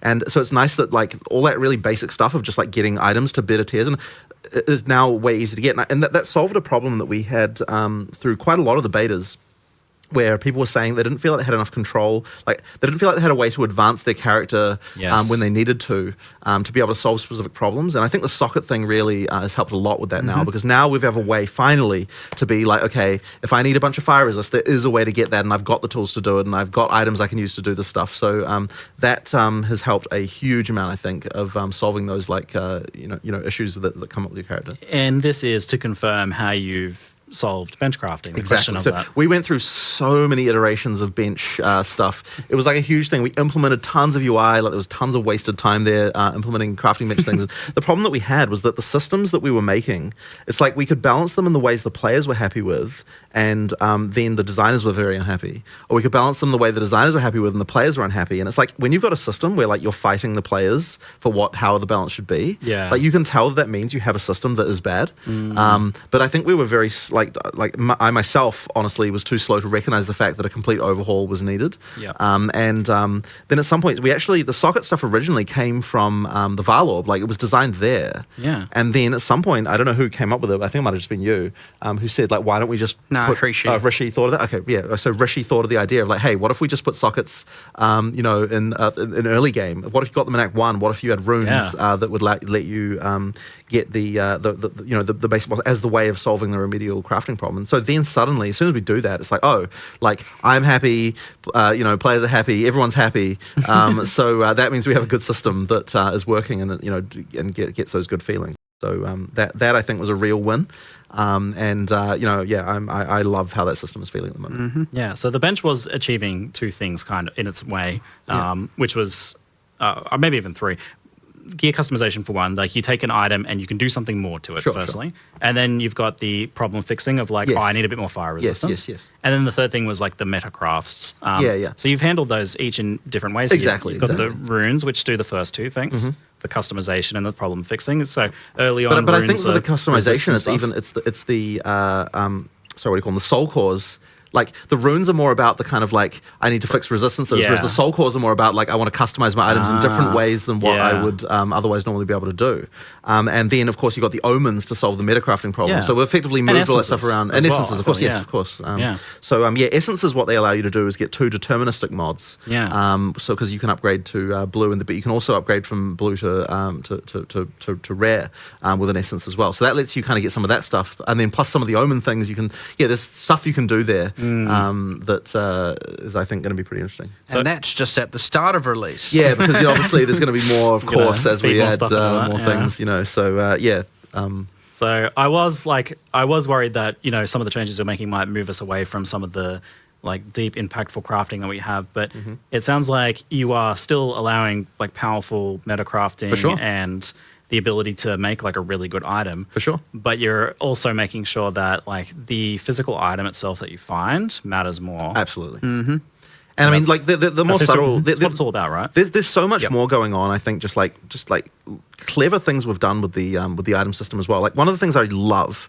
that we did is we've made it so that so we've got blue and yellow chests you can find now, and we've changed the world generation so that if a dead end is generated, the chance that you get a rare chest there is way higher. So effectively, if a rare chest will spawn in the area, then it will choose dead ends first to go there. You feel better about the dead ends effectively. So like that means that we effectively mean that like when like it makes the world feel like as far as item drops go, that like it feels intentional, right? Like I went down this into this dead end room, but look, there was a rare chest there, so I feel happy about it. Like that kind of thing is really cool.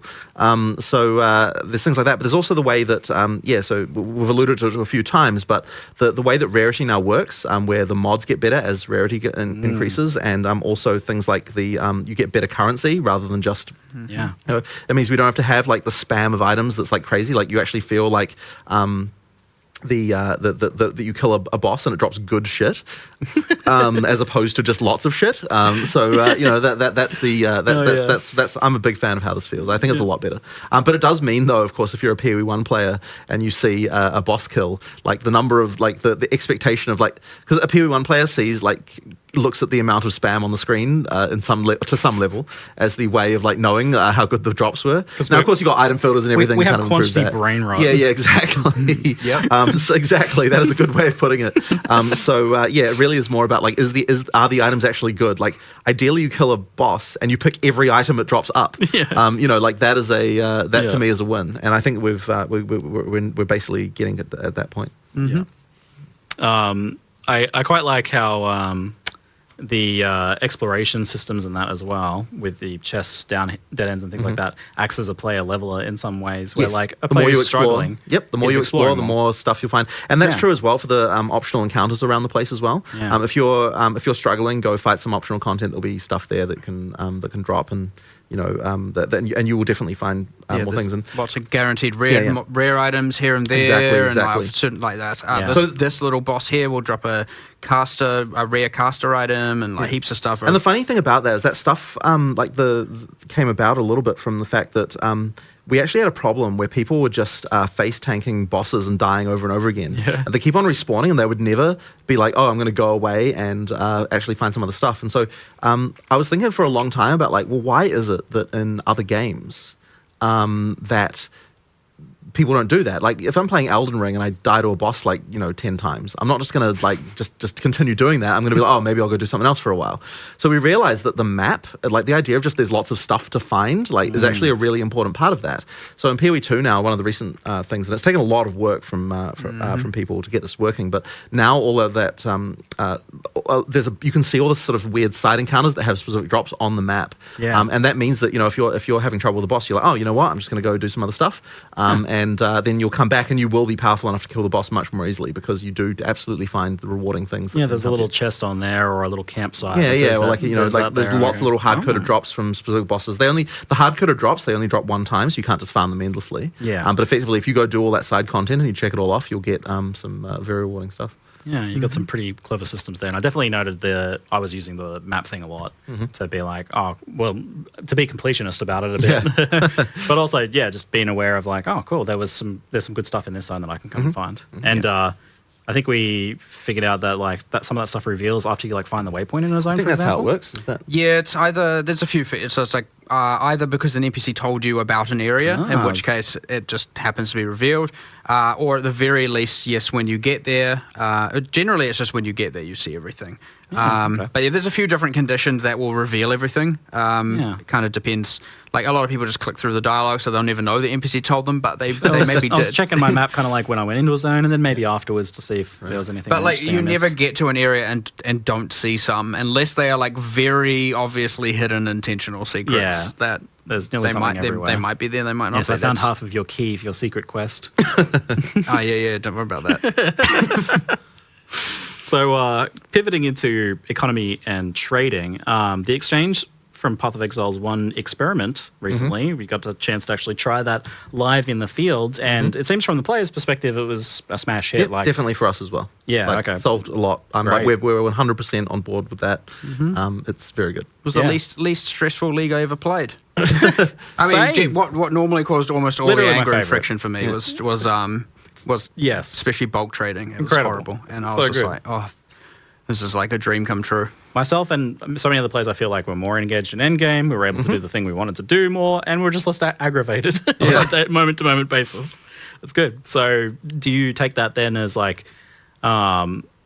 a big positive for it going into Path of Exile 2? 100%. And how do you feel like it adapts to the game being quite different in the end? Because they are pretty different games.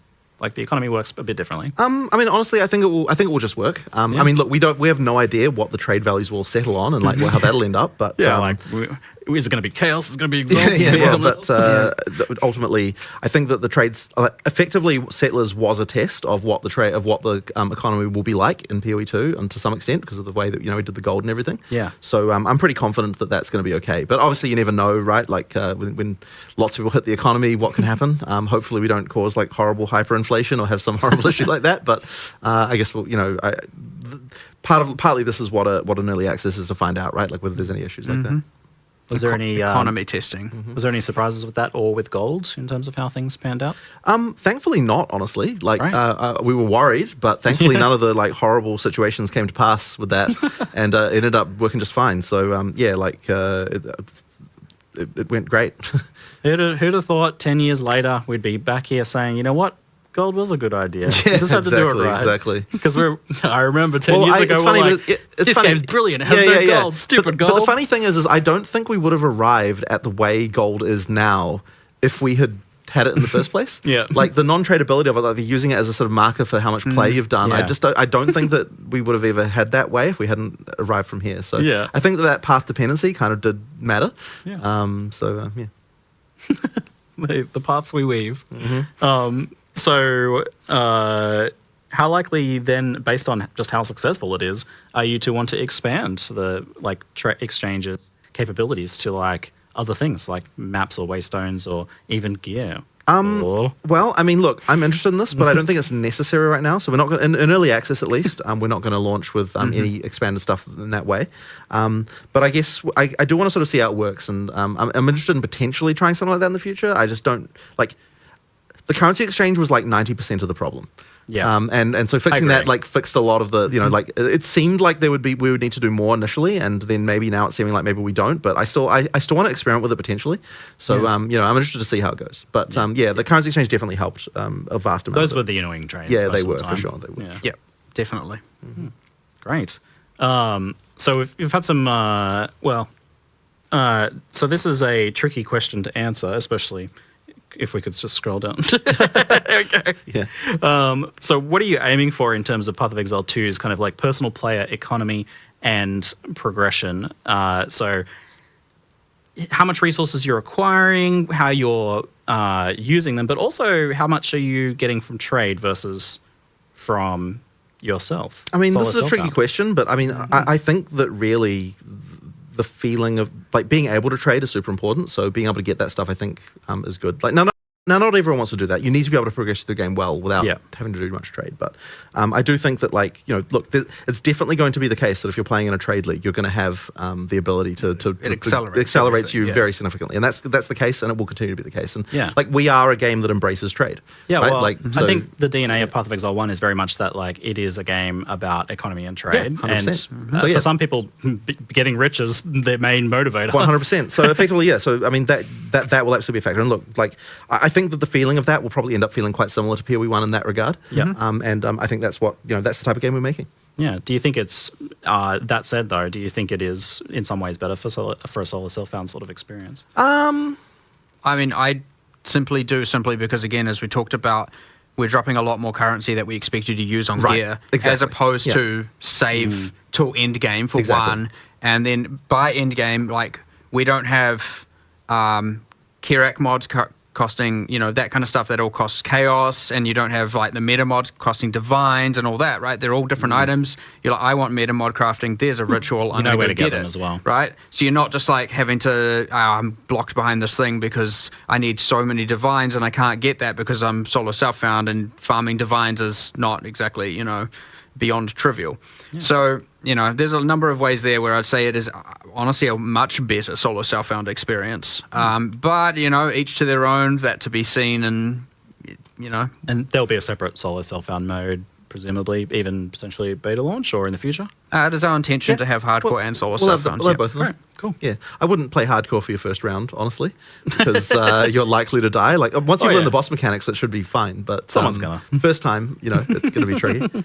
Couch co-op hardcore, and you get to see your friend die right next to you. That's the true dream. Actually, like, hang on, wait. In couch co-op hardcore, do we still lock the camera so you can't walk away from your friend? No, we put you back to put solo. you back to solo? Yeah, Okay, great. that's Good. That's good. Good to know. It's like you have But you to just- have a morning period of about 30 seconds. Right. Before you But move. you're just like, all right, you can go home now. We're like, yeah, go. Yeah. See ya. What do you do? Yeah, that's a devastating moment. I did lose my place there. Yeah, I think we mentioned the co-op support and everything. And we'll scroll down and take some of the additional questions here. Excellent, thanks. Will there be a penalty for individual party member dying when grouping up for bosses on that note then? It seems weird that the boss straight up resets when playing solo, but when playing in a group, nothing happens if a party member dies. So tell us about the rules Yeah, now how that we does that have, because work? I know you've changed them recently. Yeah, so, well, bosses are obviously harder for having more people. Yep. Less crowd controls, things like obviously more life. And I'm not just saying double life, more than double life, right? It does get more than twice as hard, or more than in players as hard. So yes, you could argue, okay, we have reviving as an advantage. Well, yes, it does. It does take time to revive, and if your friend dies early and you're unable to revive them because you're constantly being interrupted, well, From what I saw, it's pretty hard to you're pull not off unless having you a fun time. get a big stun or something. Another change that we made recently is, of course, for each revived, between each set of checkpoints, every time you have to revive them, the revive takes longer subsequent times. So that's important because it just means that if you're like, you can't revive spam anymore because it's going to take longer and longer each time. But then when you go to a checkpoint, that resets. So like you're back to normal Now, again. So, in in-game maps, you cannot revive each other. Death is a consequence. Yeah. I was going to and ask then- actually about like endgame maps and what is the rule for dying in endgame map? Is it one portal deal now, not 6 portals? well, you still have 6 portals so you can have your party members, but death. And you can leave and come back as Yeah. long Oh, as you don't okay. die. Yeah, So yeah. you can take items out, but a death will end that map for you. Yeah. And to remind people, the if you like log out or the server crashes or something like, not that that's going to happen, then the game pauses. So when you boot the game back up and log back in, you'll be still in your map, right? And also, even we've also now have it so that if you just Alt F4 the game at a random time, you'll actually, even if you come back like the next day, because for example you might have rage quit, you will appear back at the checkpoint you were at. So if you are like fighting a boss, you die a bunch of times, you're like, crap, Alt F4, you come back, you're going to be right there at the boss checkpoint again. That part is campaign specific because there are no checkpoints in map. Yeah, non-maps. But in for the campaign though, and that honestly has helped a lot. Like there were so many. I think it really did cause new players to have problems in PoE1 where they felt like they just lost track of where the hell they even were when they came back after a session. If like they might have not got waypoints for certain times or things like that. Like you now kind of have the situation where you log back in and you're like, oh, I forgot like 3 waypoints in a row and now I'm like freaking miles away from where I was, which I think happened to new players fairly frequently. I'm glad in a world where everyone's becoming a Souls-like that you guys didn't do the running back to the boss segment of gameplay, and you just kind of jump back in, and have another crack. So effectively, like that's nice to just have the save checkpoints to your character, which I think is a nice one. Were there any other mechanics around there? Reviving? Well, obviously in hardcore, you're dead. That's the drill. It's irrelevant at that point. So your maps almost embraces a kind of semi-hardcore mentality there, where there is actual cost.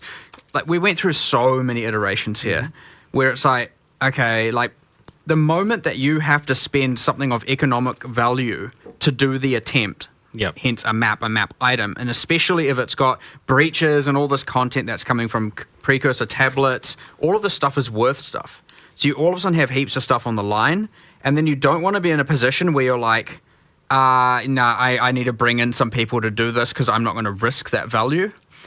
So that's why we just were like in maps, no reviving. It's just like, yeah, sure. You still can always bring in any context someone way more powerful than you to carry things, right? That's the benefit of multiplayer. But feeling like you have to do this thing because then they can just keep reviving you so you can get all the rewards. Like we're trying to get away from all of that. Otherwise you get this weird thing where like you're often always too scared to do the thing. Yeah. Now you're scared, but everyone's scared and it's fine, and you don't feel like you're like, okay, you have to go in with a sense of confidence to like, I can definitely do this thing, and so it's just a little bit less fear when it comes to all of a sudden doing that. That's much better in the context of the fact that you can pause the game if your cat's on fire or if the server crashes or something, that you just paused and you can jump back in as well. You're failing because of your own faults. Yep. Now, it's worth noting in multiplayer, we do have a thing, of course, with respawn at checkpoints as an option. So if a player dies and you don't want to die, you don't want to finish the fight out, you can both choose to respawn at checkpoint, and then it will just create a new instance. Cool. You don't have to die to do it, and you don't have to log out and do any shenanigans like that. You can just press escape, hit respawn at checkpoint. It'll ask other players to confirm, and then it moves you all to the new area. Cool. Excellent. I didn't want to go super on it because we've definitely talked about it before, but click to move versus WSD, it's definitely been asked about a bit. So there's been plenty of reports about WSD being amazing. Personally, I've been using it a ton and really enjoying it. I know you've said a lot of people around the office have given it a try and adapted to that, but it has raised the point for people that feel like they're still very much against that for whatever reason, or maybe that they literally only have one hand and want to use click to move still. How does it stack up? How does click to move still stack up now? I think honestly it's fine. Like it's not been a problem. There was a time where every time I'd go to sit down at a developer's computer, there'd be in WSD, and just because it's a little bit easier to move around again or whatever. But lately, I'd say now it's back to almost every designer's computer I sit back down at to go play. They're back in click to move. Interesting. Yep. It's gone full tilt the other way. Interesting. And I'm always like, change it back. Wonder why that is. But even watching Octavian play on click to move, he's a click to move player. He's 100% click to move. He is very proficient with that. Yeah. With it, that'll be reassuring for I think some of the people that are worried about being forced into WASD, even though it is obviously playing so well by all accounts. That's very good then. Yeah, and Octavian's often doing the demonstrations for your live things too, so you'll be able to see that even. I have to force him to play WSD sometimes because I'm like, I think the Mercenary looks so much better with WSD just visually. I tell him to... It does feel very good on the Mercenary. You've got that kind of like stalking through, especially with that kind of like preparational tactical play style. It's good. I'm loving it so far. We did already talk about the skin transfers. Could we scroll down to any additional questions that we have? I feel like I don't even know how long we've been going for, but I mean, feeling it's a while. We're getting creep in at this point. Yeah, exactly. we've been rolling.